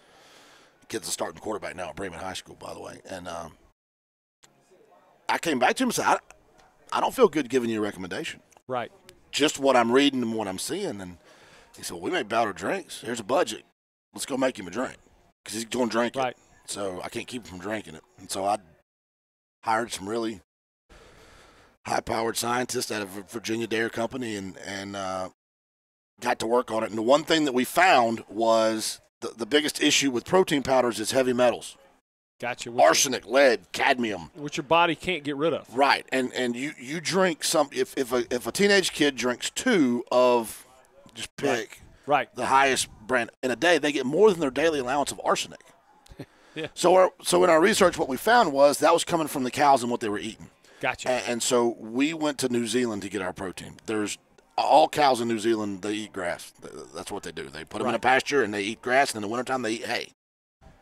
Well, that's a crazy concept. Right. And so we import it at more of a cost. Right. And we have 0 detectable heavy metals. They can drink 52 drinks in a day, and they're not going to have any. So once we got the drink made, we gave it to the kids, and they loved it. And we said, well, might as well market this to some football coaches. And so we started taking it to a couple of places. And a really big school just south of here, Warner Robbins High School, which was my alma mater, and Colquitt and Carrollton. We had some relationships. Too bad you can't get some names. Put it in as a test and let them run it. And they're all still on it. They're all still using it. That speaks volumes. And so it went so well. We said, okay, we've got to keep it under $1. So we sell a lot of this stuff. Right. But we really don't make a lot of money on it. Right. It's a passion for us because I'm a high school football coach and a high school football broadcaster. That's my love. And I sell sugar and cappuccino and hot chocolate for a living. Right. And our whole company, the top of our company, are all football guys. They're all high school football. The president of our company was a 2-time All-State quarterback at Bremen High School. We love football coaches. And so this is an opportunity for us to give coaches an opportunity to give their kids a healthy product at $1 a drink. Yep. It's healthy for the kids. It helps them reach their goals. They see gains like you wouldn't believe. And it's most importantly, it's good for the kids. Well, and the bottom line is really reached the point where if you're not doing some kind of supplement, you're just not going to be able to keep up. No, they all have to do it. Right. And so this one, what we did was we put 19 – I had control over it, so we put 19 vitamins in it. I played football in South Georgia. Mm-hmm. We put 19 vitamins in it. 8 of them are there for their hydration. That's the only reason they're there, to help them hold on to water. Right. And then 9 of them are there. So 9 of them are there for their hydration. 9 of them are there for their health. So the stuff that they don't get because they don't eat kale and asparagus, we put it in the drink. Right. And then, because I have daughters, we put iron in it. 25% of their daily iron, which is an iron supplement. So it's for kids. We love it. Go to foreman32.com. Derek is the sales guy. He's the guy. He works for me now. And he'll take care of you. Give him an email, and we'll get you set up and ready to rock. Well, thank you so much for sponsoring this, and we're glad to be down here and working with you guys. Thank you, buddy. And we're going to get rolling here in the second half, and the North has dug themselves just a little bit of a hole here as they trail the South 27-0 as we get ready to go here in the second half. And, very simply, they got to score early and often here in the second half to make this a ball game. But being an all-star game is a little bit more about maybe these guys showing off some of their individual skills for folks at the next level. Oh, absolutely. No doubt about it. This is, most of them's last chance to impress. Where they may have not done it all year, they come out here in this situation to see how they do with new guys and new situations. Or maybe they're teetering, and this could be the game that pushes them over the top. And, much has been made about the early signing period, but everybody's still got spots available. Oh, yeah. Especially at some of the not big, high-profile schools. Right, and I've got an idea about that, and I'll tell you in a second. There's a snap. He's going to throw deep. Got a guy cutting across the field, but a little bit out in front of him and low. And that will bring up a 2nd and 10. Everybody knows who the top 100, top 200, top 300 kids are. Everybody's looking at. But here's the thing. Every football team in the state of Georgia has got at least one kid somewhere in that school that may be able to play at the next level, maybe junior college, Division 1, 2, 3, whatever, whether it's special teams or what. So that's the kids, some of the kids that maybe get a chance here to shine that normally don't get to. Exactly. And here comes the North trying to cut into this large Southern lead. There's a swing pass out to the running back, and boy, he carrying that thing like a purse. Wow! Thought it had a handle on it for a second. Kid's an athlete. He just don't know how to hold the football yet. Yeah, he did tuck it away before contact got there, but you don't always see the contact coming as a problem with that. Well, that and the shifting of the hands as much as he does holding out here like this. Well, we saw him drop a couple balls. The South has dropped North has dropped a couple balls without contact tonight. Right. He's not the only one on that team carrying the ball like that. No. There's the snap. Dropped straight back. Ton of pressure. Dumped to the running back. He's going to be brought down after about a 3-yard gain, and that is going to bring up a 4th down. And not exactly the way they want to start the second half. No, and I'm curious that their big tackle on this side, he started backing up before the ball was snapped. And it looked like the guys rushing followed him right back there to the quarterback. Made that whole play blow up quickly. Yeah, might have tipped their hand just a little bit. Here comes the punt. And not a bad one. Going to get a decent roll, though, and they're going to flag it down around the 35-yard line. That makes 36. Yeah, that makes it about a 36, 37-yard punt. The roll, he just hit it bad. Yep. And I'm going to tell you, punting is a huge part of a ball game. Special teams, you talked about it earlier. I don't think people realize how much that can affect an outcome. I've seen a game that turned on 3 or 4 bad punts in a row, and the next thing you know, you're 3 or 4 touchdowns down, and you're out of it. Exactly. And it's hard at any level to put a 90-yard drive together. Yes. And there's a handoff right up the middle, and he has gone to the 50, 45, 40, breaks a tackle to 30, down at the 25, and did a little jitterbug and stepped out of bounds down there at the 26-yard line. Kobe Lewis, America Sumter. Yep. That by far his best run of the ball game. And a lot of people may not remember, but Americus from the 70s up until the mid-90s, Americus was the team that you had to beat if you're going to win the championship. They had a heck of a program. And South looking to add to that 27-point lead. There's a snap, going to do a little wide receiver pass, but they're going to drag him down. That's about the third one of those we've seen. I think we've had one in every game and haven't seen one work yet. No, and good coverage downfield by the defense. They had him covered up pretty good, and he just had to turn around and eat that thing and keep from turning it over. Now, do you think part of that comes back to the fact this is an all-star game? You had 3 days of practice. People are just kind of playing assignment football on defense. So you're not going to suck people in the way you might normally in a ball game where they get a little too aggressive. Whether it's man-to-man or whether it's zone, they're doing exactly what they're supposed to do and nothing more.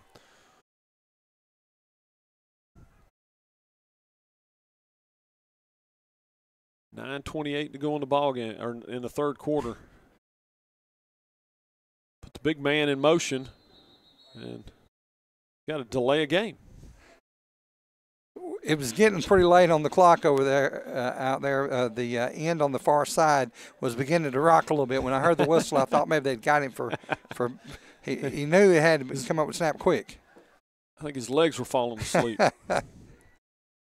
And that's going to back them up. That's about the only thing they've done wrong this evening. That is about it. Had the one turnover, but it didn't hurt. It didn't hurt them at all, exactly. And Pruitt will take it and hand it off, and here they go again. Back down to the 19, 18-yard line. They're going to mark him out of bounds. I tell you what, I know Coach Coach Rich Marsh is going to miss that kid right there. Yeah. He is Morgan has really run really good tonight for them. He was one of many weapons that they had this year. Down there at Toombs County. Yes. Neighbors of our friends down at Vidalia. Yes, sir. The Indians. 3rd and 8. Snap going to roll him to his left. There's a throw down and low and away and incomplete. You know, it's amazing to me how pockets of this state has so many good teams and so many athletes. Right. One area, of course, is Gwinnett County. No doubt. Gwinnett is like, you can build a new school in Gwinnett this year. Mm-hmm. Within 2 years, they're going to be competing for a region and maybe even a state title. Yeah, you're right. Looks like they're getting ready to go for another lengthy field goal here.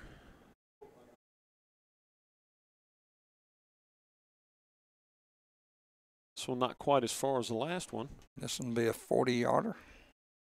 There's a snap and a kick. And missed that one as well. Pulled it left. He's been living left. Yes.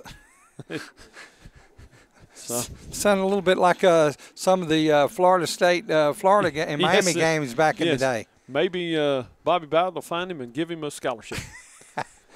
Dadgummit, they're good kids. Yeah, they are. So, but he's got plenty of leg. Yes. And, and the thing is, you would initially say, well, there's no rush. But that changes everything, and, that could have a part rhythm. of the changes the rhythm. He's used to seeing folks coming at him. Nice quick hitter up the middle there for the North squad as Lyles from Chestatee takes it up the middle for about 5 yards. Some of the names of these schools you didn't hear 15, 20 years ago because they didn't exist. Exactly. And a lot of the mega schools in the north part of the state, you're up in that area, they were real big at one point and they started separating. And then those schools have been separated 5 or 6, 7 times. Exactly. Another handoff to the young man from Chestatee, and this time nothing doing. And, we've talked about it a lot. And, y'all may have a little different perspective being down here in South Middle Georgia, but my feeling is I don't like the mega schools. To me, I look at, we've got 2 counties there side by side, very similar student bodies. Coweta with 3 giant schools. Fayette has 5. You're taking away 40% of the possibilities to play ball when you have those 3 giant schools over there. I really like it. The middle-sized schools to me are the best fits for the kids. Right. Here's what happens. When you have the big schools, there was years that Valdosta and Camden County addressed 115 kids. Right.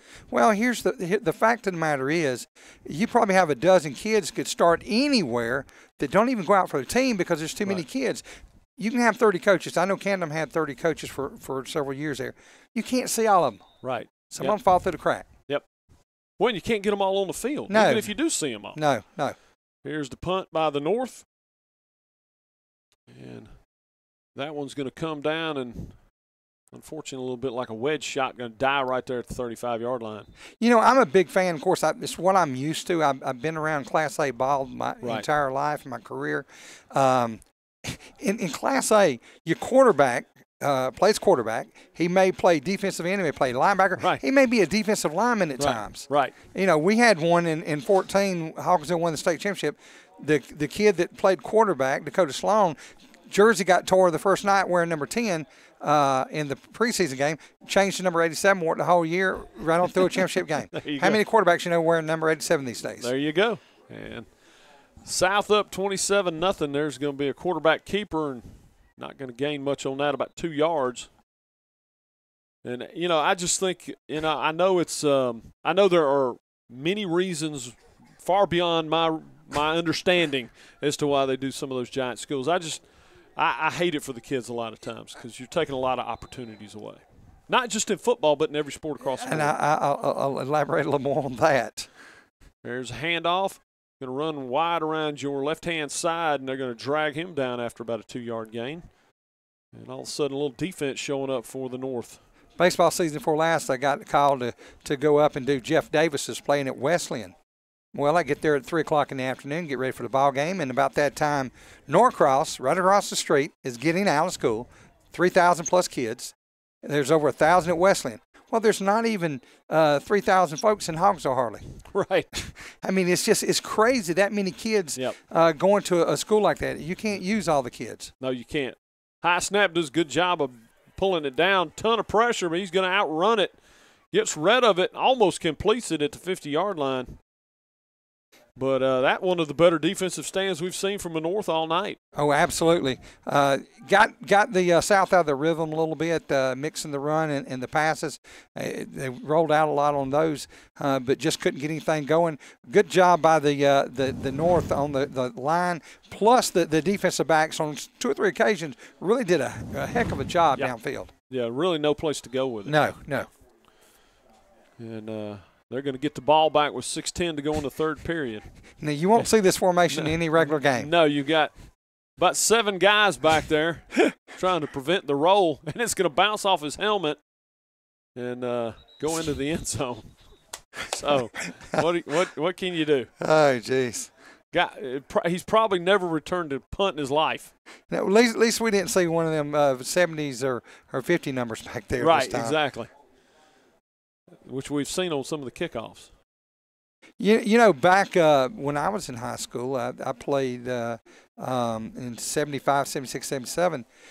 And at that time, we were in AA when AAA were the big boys. Right. In Hawkinsville, we're in AA. Just shows how much this state has changed. Wow. It's unbelievable the way the state's changed. And, you know, probably, 70% of the kids playing high school ball is north of Forsyth at least? Yeah, I would say so. Yeah, it's unbelievable. There's a snap run right up the middle, and they're going to make contact immediately and drag him down for no gain.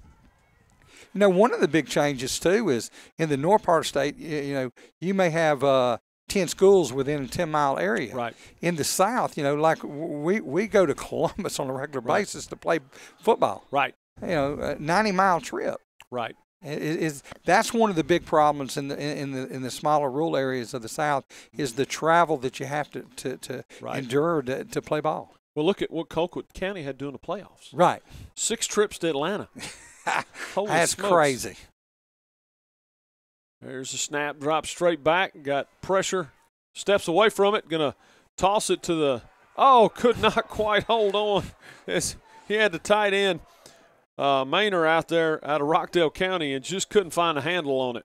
And that's kind of the way the night's been. That is really they've had several that they've kind of bounced around and couldn't catch. Mm-hmm. It just things have not gone their way at all. And right there, the quarterback, great job getting out, and he flips that over 2 of them. Right. And he just could hit him in a bad place. Yes, in the hands. Yes. Yep. And that's going to be another 3rd down, something very, very familiar.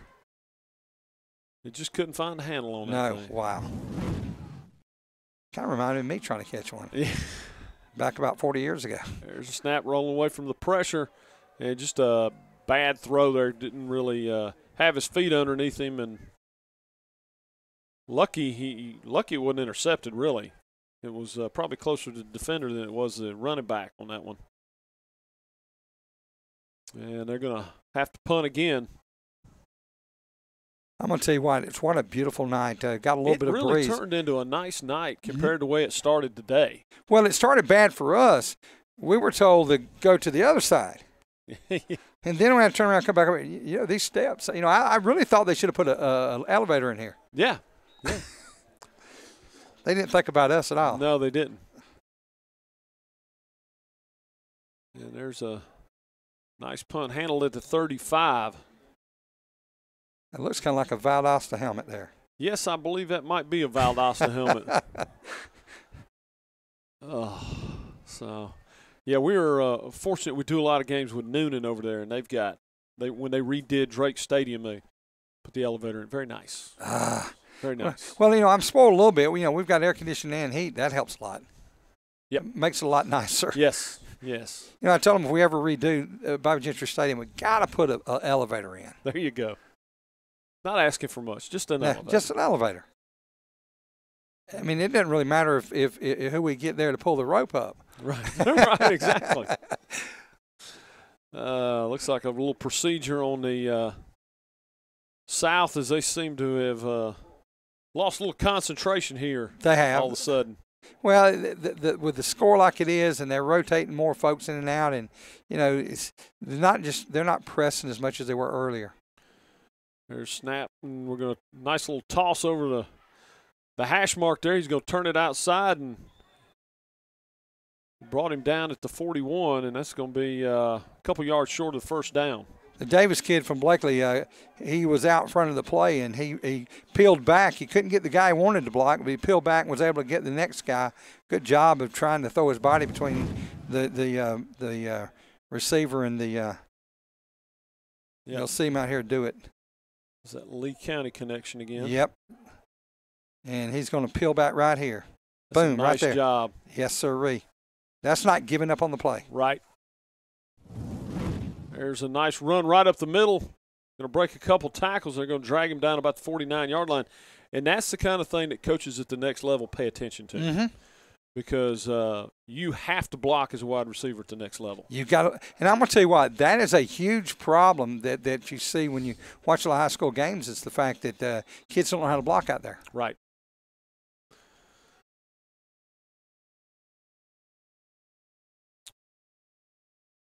There's snap handoff right up the middle, and he's going to be good for about 4 yards. But we got another piece of yellow laundry on the field. As the first half flew by, and this one has ground to a snail's pace, as nobody seems to be able to get a rhythm. That's the receiver's. That's the receiver's towel. Okay. I should have known it was a Blakely County towel. That's what. There you go. Oh, jeez. It just looked like a flag. He faked us out a little bit. Yeah, he did. I want to see him go to the big guy. Handoff and good defense there that time by several defenders from the north. I guarantee you, Von Laster's son, that quarterback at Blakely, hit him several times this year. Yeah.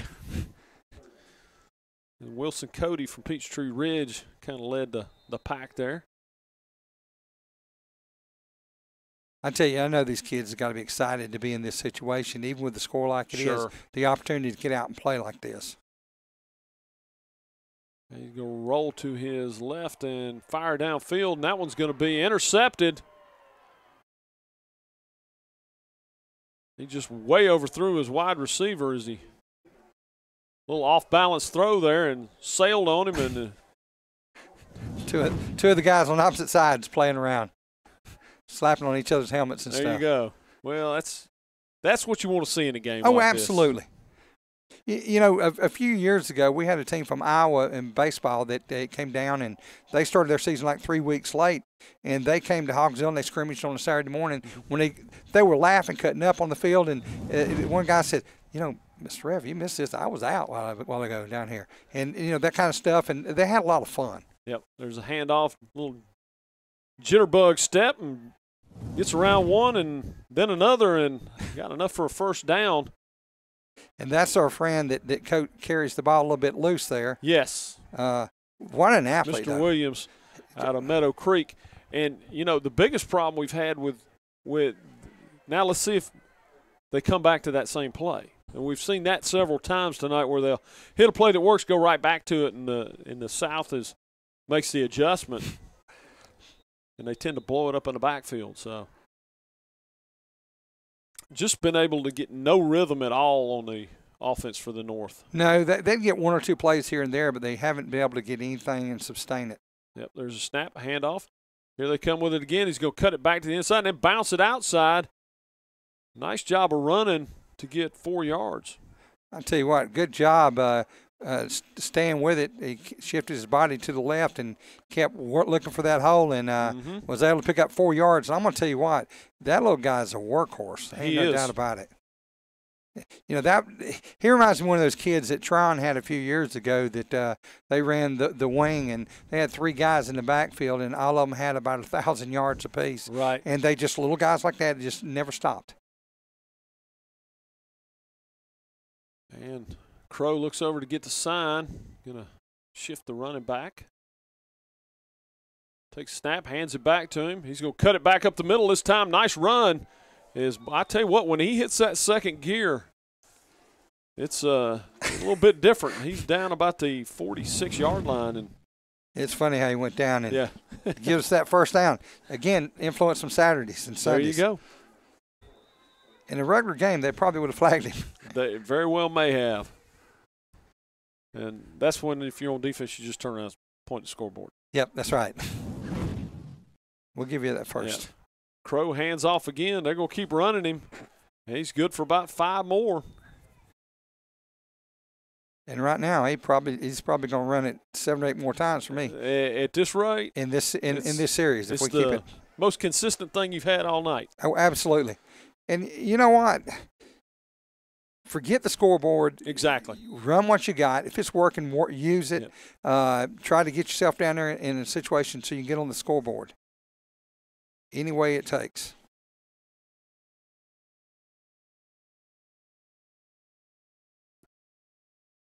And they're going to him again. He's going to have to kick it out and then cuts it back inside. He's got good eyes. Wow.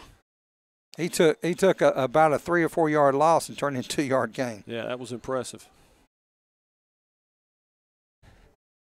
And they're going to give him a breather now. I tell you what, somebody's got a stable of running backs. That's the University of Georgia. Right now, they absolutely do. And got another herd of them coming in. Yes, sirree. As Nick Lyles from Chestatee checks into the ballgame. We're going to have a timeout. Well, that's the end of the third quarter, 27-0. And if nothing else, the North slowed the bleeding at that quarter. We're going to take a break, and we'll be back with more of the final quarter from Freedom Field in just a moment.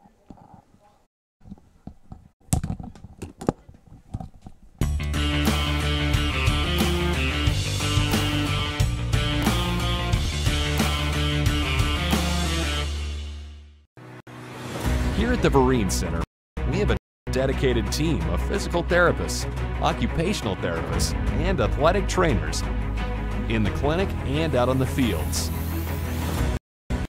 serving approximately 3,000 athletes, evaluated 3,583 injuries, getting athletes back in the game. Heal better, recover faster at the Vereen Center.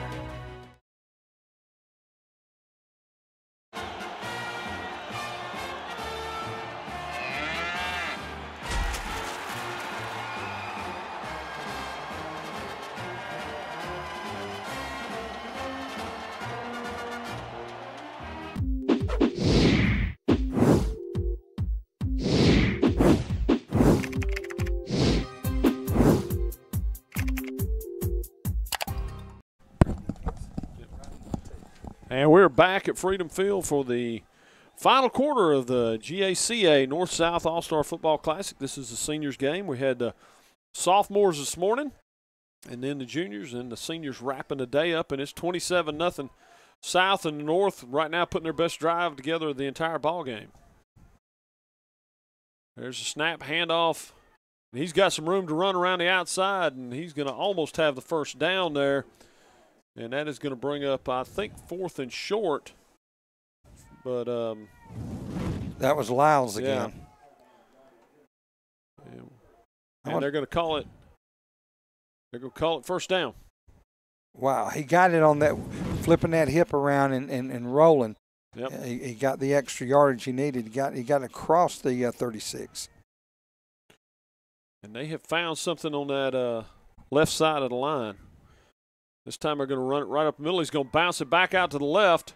Good pursuit by the defense for the South. And what looked like it might be promising, it went away quickly. I'm going to tell you what, those backs on that far side over there really closed in on him in a hurry. Like I said, it looked like he was going to pick up, 5, 6, 7 yards or maybe more. But those guys really covered the field McGee good. Out of north side. Warner Robbins, one of them over there.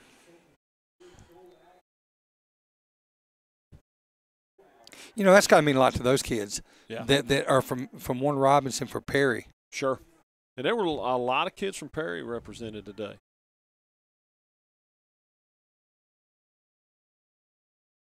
There's a snap. Going to go deep down the sideline. Nice adjustment by the wide receiver, but he couldn't come up with the catch. Did a good job of cutting back inside, but couldn't have come away with the ball.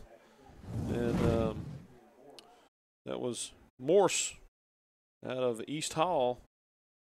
You're talking about all the Perry kids and the Warner Robbins kids here tonight. I'm going to tell you what, Houston County, you don't come into Houston County and get an easy win out of any of the schools there anymore. No, and that was one of the things we talked about last game was, I don't think people realize they know Warner Robbins. They know Northside Warner Robbins. They know those names. They don't realize those schools are all right here in Houston County. Yeah, these guys are all neighbors. Right, exactly. And then throw Veterans and Perry in the mix too. Nice job of recovering the bad snap, and he is going to take it forward for just a little bit. I tell you, Crow took a shot on that one. Yes, he did. At the end. I tell you what, that's a big, good-looking youngin'. He's a hard-nosed player. Yeah, Coach Gleason's going to miss him down there at Troop. Tanner Gleason. He has really done a good job there. He has. He was where? Manchester before? Manchester before that, yep. His dad had coached at Manchester. And he'd played at Manchester. I was really, knowing what they had coming up, I was kind of surprised he made that move out to Troop. When you look at the state the Troop was in at the time, they were really struggling, but he's done a fantastic job out there.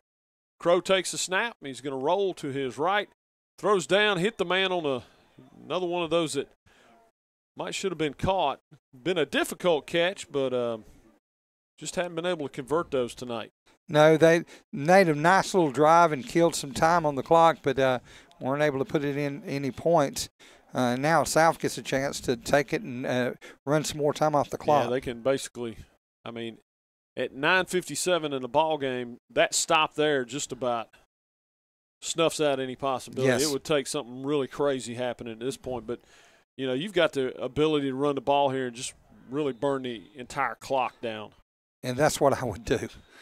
Yes. I'd keep the clock running. Yeah. And now North's going to call timeout.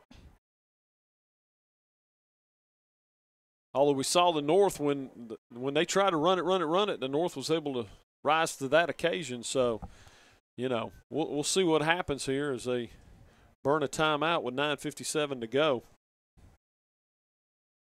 And we got a 27-0 South lead. And folks, we've said it several times, this game is never that close. No, it's real. The North that was the closest threat they've had all night. Absolutely.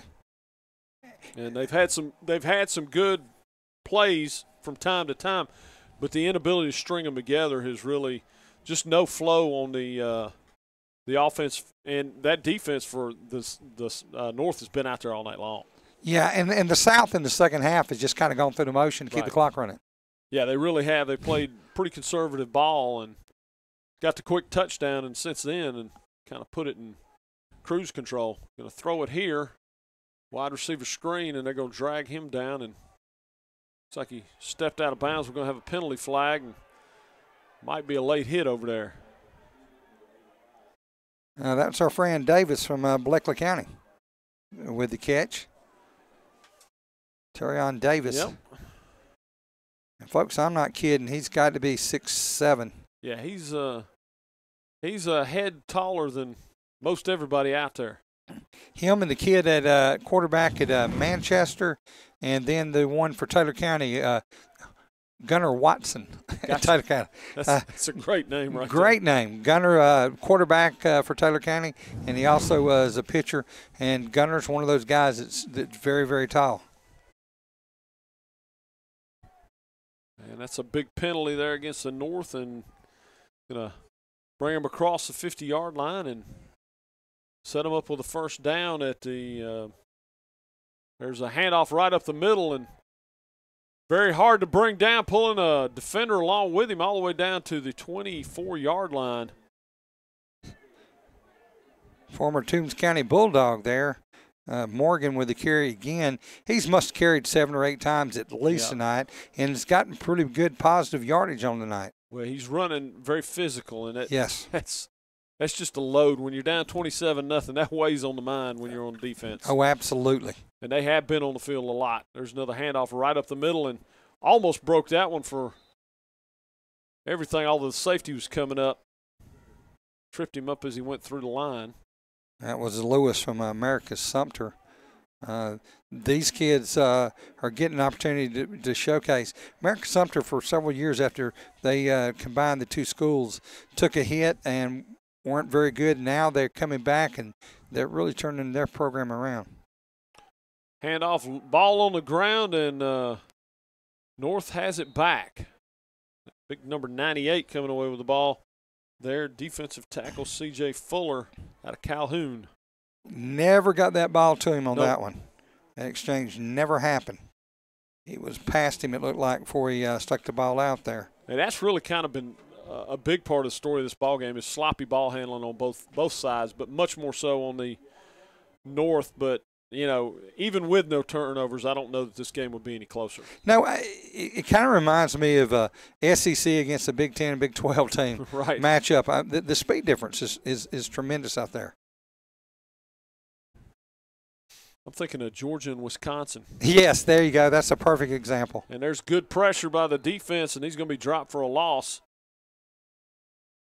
as they seem to have found a new gear and dialed it up a little bit here. Kind of reminded me of Raquan Smith going in there on that one. They got a blitz, and he was able to get in on the quarterback, and he looks for the opening right there, and boom. And, boy, that backed him on up inside the 15, back at the about the 14. Yes, sir. And that they need something positive to happen here. Matter of fact, he got a good spot. He was a yard back of there. I believe he was, too. There's a snap, the handoff right up the middle, and they were ready for that as well. They have absolutely, for 85%, 90% of the time, the South has controlled the defensive line scrimmage. It's very frustrating for an offense when you just can't get anything going. Well, I'm going to tell you, Big 99 there, right there, playing on the left side up on the front, is he's got more speed for a guy his size than you normally expect. He's just all over the place. He has run the quarterback down from behind, trying to get out of the backfield. He has hit him in the backfield. He's been in the backfield on offense. Yeah, he's had a very, very productive ball game. There's snap, going to throw. And, if he'd have been looking for it. Man. He might have been going the other way with it. Fortunate that was not yet another turnover. That was McLean from Valdosta out here, number 46, that looked like he was going to get that ball. Yep. So that's going to be 4th and 16. Looks like they'll be punting away here. Can't get over those orange shoes, the kid back in the middle. Yeah. I've seen the yellow ones. I've seen the green ones, fluorescent green ones, the kickers wear. Yes. Yes, orange is just one of those. That's very unusual color. Yes, it is. Just there's no way to make it look good. No. It's especially if you're a Georgia boy. Right. I maintain they dress convicts in it for a reason. No matter whether they're in Tennessee or they're in Florida. Right, exactly. Or in Alabama. Yeah, exactly. I got to be quiet. My driver over there. He might leave you. Yeah, he's an Auburn grad. I got to be careful. Yeah, there you go. I'm slumming it. There's a run right up the middle, and he's got big yardage. Wow. And not sure anybody really wanted to step in front of him once he got rolling. I'm going to tell you what, the South, other than 2 or 3 bad plays here in the second half, is just still on the offensive side of the ball. And that's Lewis again out of Americus Sumter, and he runs heavy. Yes. There he goes again. He shifts a lot. He does. For a guy who runs that hard, I think it's smart on the South's part at this point just to try to keep it between the tackles, let it run. Exactly. Don't try to force any silly passes. Let the clock run. Just get this thing over with. That's right. Don't get anybody hurt and go home. That's right. 6:30 to go in the ball game as it's ticking down. There's a snap. They're going to put it in the air here, throwing to the corner. And that one's going to be intercepted at about the 1 yard line. So the North will get it back. Yes, sir. And in some cases, a long pass, the intercept is as good as a punt. But you're second down and you're moving the ball. Exactly. And that was trying to get the number on who made the interception. 23. Yes, sir. It's D.D. Cox out of Bowden.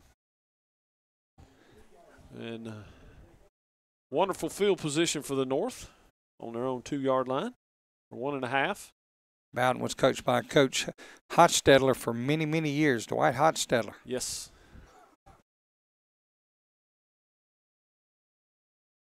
Now let's see what they'll do. Backed up in their own end zone, going to run it.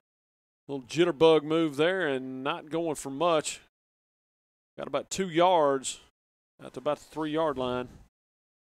Of course, it is the season for coaching changes. Yes. And Bowden's one of the teams that's looking for a coach, and I can't remember if they made a decision on one or not yet, but they have. Yeah, Patrick was saying that they do have a coach. I tell you what, last year was we had more coaching changes up in our area.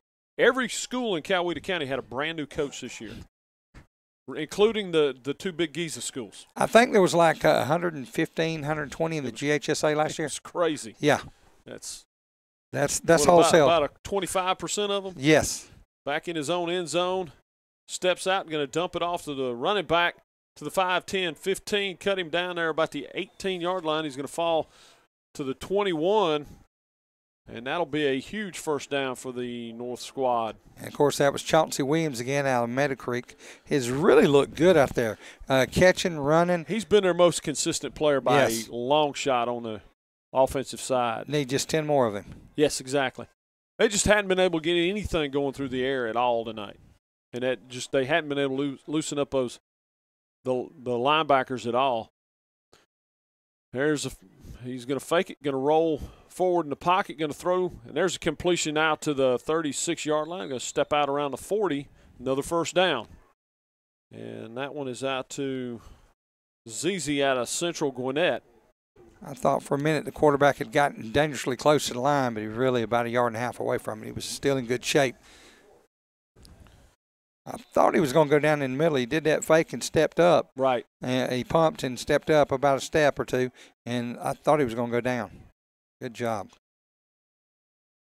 Crow takes the snap, big-time pressure, and could not pull away from the big man running up the center. They flushed him right up, and looks like got a face mask maybe on this. C.J. Wright was the guy that hit him, big number 99.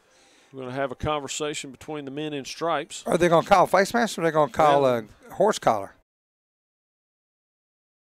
Because it looked like he grabbed him from behind to me. Yeah. Of course, I could be wrong. It wouldn't be the first time. They're going to step off the penalty. Either way, it's going to be a first down. Yeah, they call him face mask. Yep.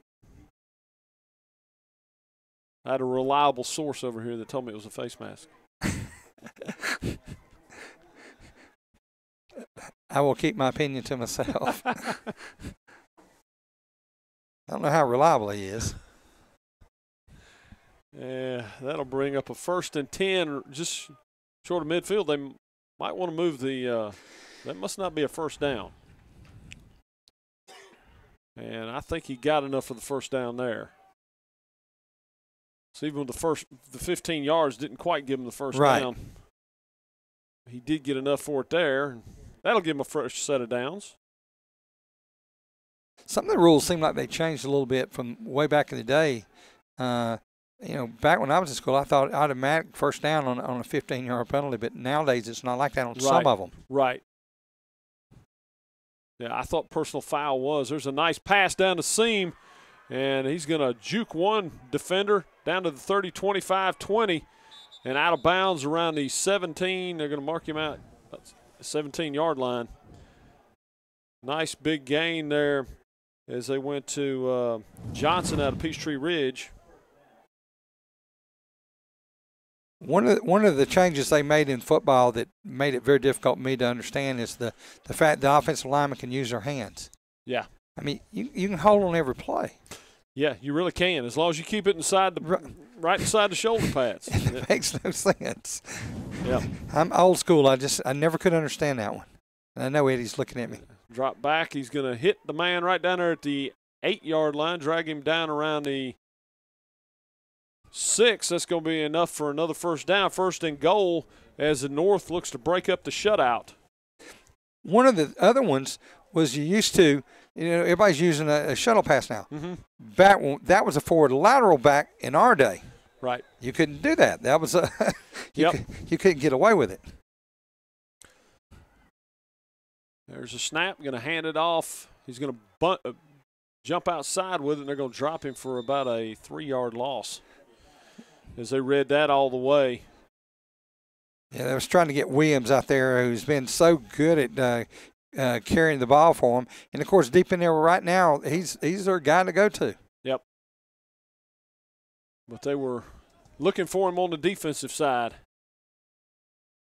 They got the big boys in the middle on that defensive front, but everybody else have got a lot of speed out there on that defense. Just got those two big guys that they free those linebackers up to be able to run free out there.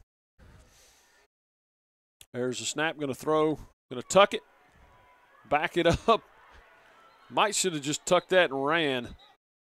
Yeah, that would probably be a better choice.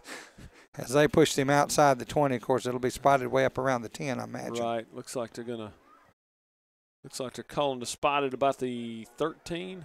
Yep. And he just ran into the jaws of the defense. Yes, he did. 3rd and 13. 3rd and goal from the 13, I should say. 2:14, 2:10. And right there in the middle, Davis. Let's see what they got going here. Going to throw to the corner. Nope. Going to swing it out to the back again. Makes one man miss, but can't get away from the other 3. Wow. And the pursuit by the South defense has been, it looks like they're going to kick the field goal and try and avert the shutout here. This clock moves down to about a minute and a half to go here in the ball game. And at this point, getting on the board is the most important thing. Exactly. And Hankinson going to come in from Aquinas and try and put them on the board here. Nobody ever wants to get shut out. No, heck no. No, you got to get one on the board any way you can get it. Kick is up, and it's good. And they're on the board. 27-3. And let the celebration begin. I remember a few years ago when a team in Middle Georgia was putting, 50, 60 points on everybody and had like 6, 7 shutouts. And then they met a team from Cochran that kicked a long field goal in the final seconds to cut it to a 60-3 lead, I think it was. Yep. Get on the board any way you can. Exactly. That's one of the times you wish you were. It's a pride thing right there. Oh, absolutely. Now, this is one of the times you like to be playing Canadian League, you know. Exactly. You kick it into the end zone, they can't get it out of the end zone, then you get a point. Got to love that game. So this is when you wish you could do the onside kick, get the ball back. Yeah. Well, onside kick won't do you any good. No, I don't think you got a 24-point play in your pocket. That's like Middle Georgia went to North Carolina to play a Thursday afternoon game against a college's JV team, and they played on the practice field. And the extra points, they had to come down to the other end because the Swamp's no goal post on the other end. And he got a hold of that one, kicked it through the end zone. Wow. So he's had a pretty good game. Yeah, absolutely. Made his extra point, kicked one through the end zone. And I'll made tell you, most of his opportunities. That's a weapon. Yes, it is. And that was actually Matt Campbell from Mill Creek. Speaking of weapons, McCall Hardman could be a factor in the Rose Bowl game. You know, I think that's the part of the equation that's being overlooked. Everybody's talking about the matchup between the Georgia defense and the Oklahoma offense, and rightfully so. Right. But I think that the Georgia special teams might be the difference maker in that ball game.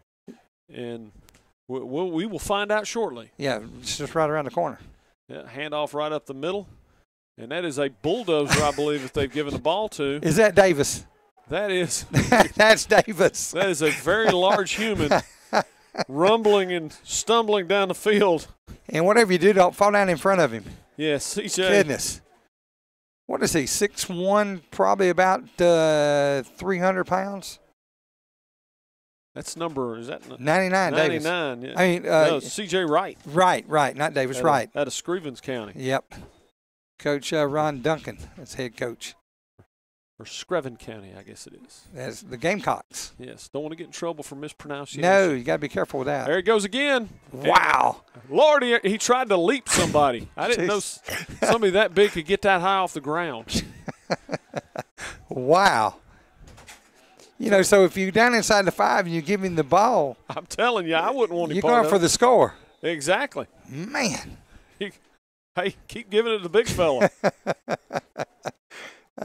He's enjoying this, I guarantee you. Hey, why not have a little fun with it? I think we got a procedure there. Might have been an offsides. Nope, procedure. I'll back them up 5. Hey, that's what this kind of game's all about. You know, have a little fun with it here at the end. Absolutely. You know, it's like I always try to tell my parents. I coached rec ball from 78 through 2005. I said, the fate of the world don't rest on these kids win or lose in this recreation game. Yep. Have fun. Last time I checked, nobody was at the gate handing out contracts. No, nobody.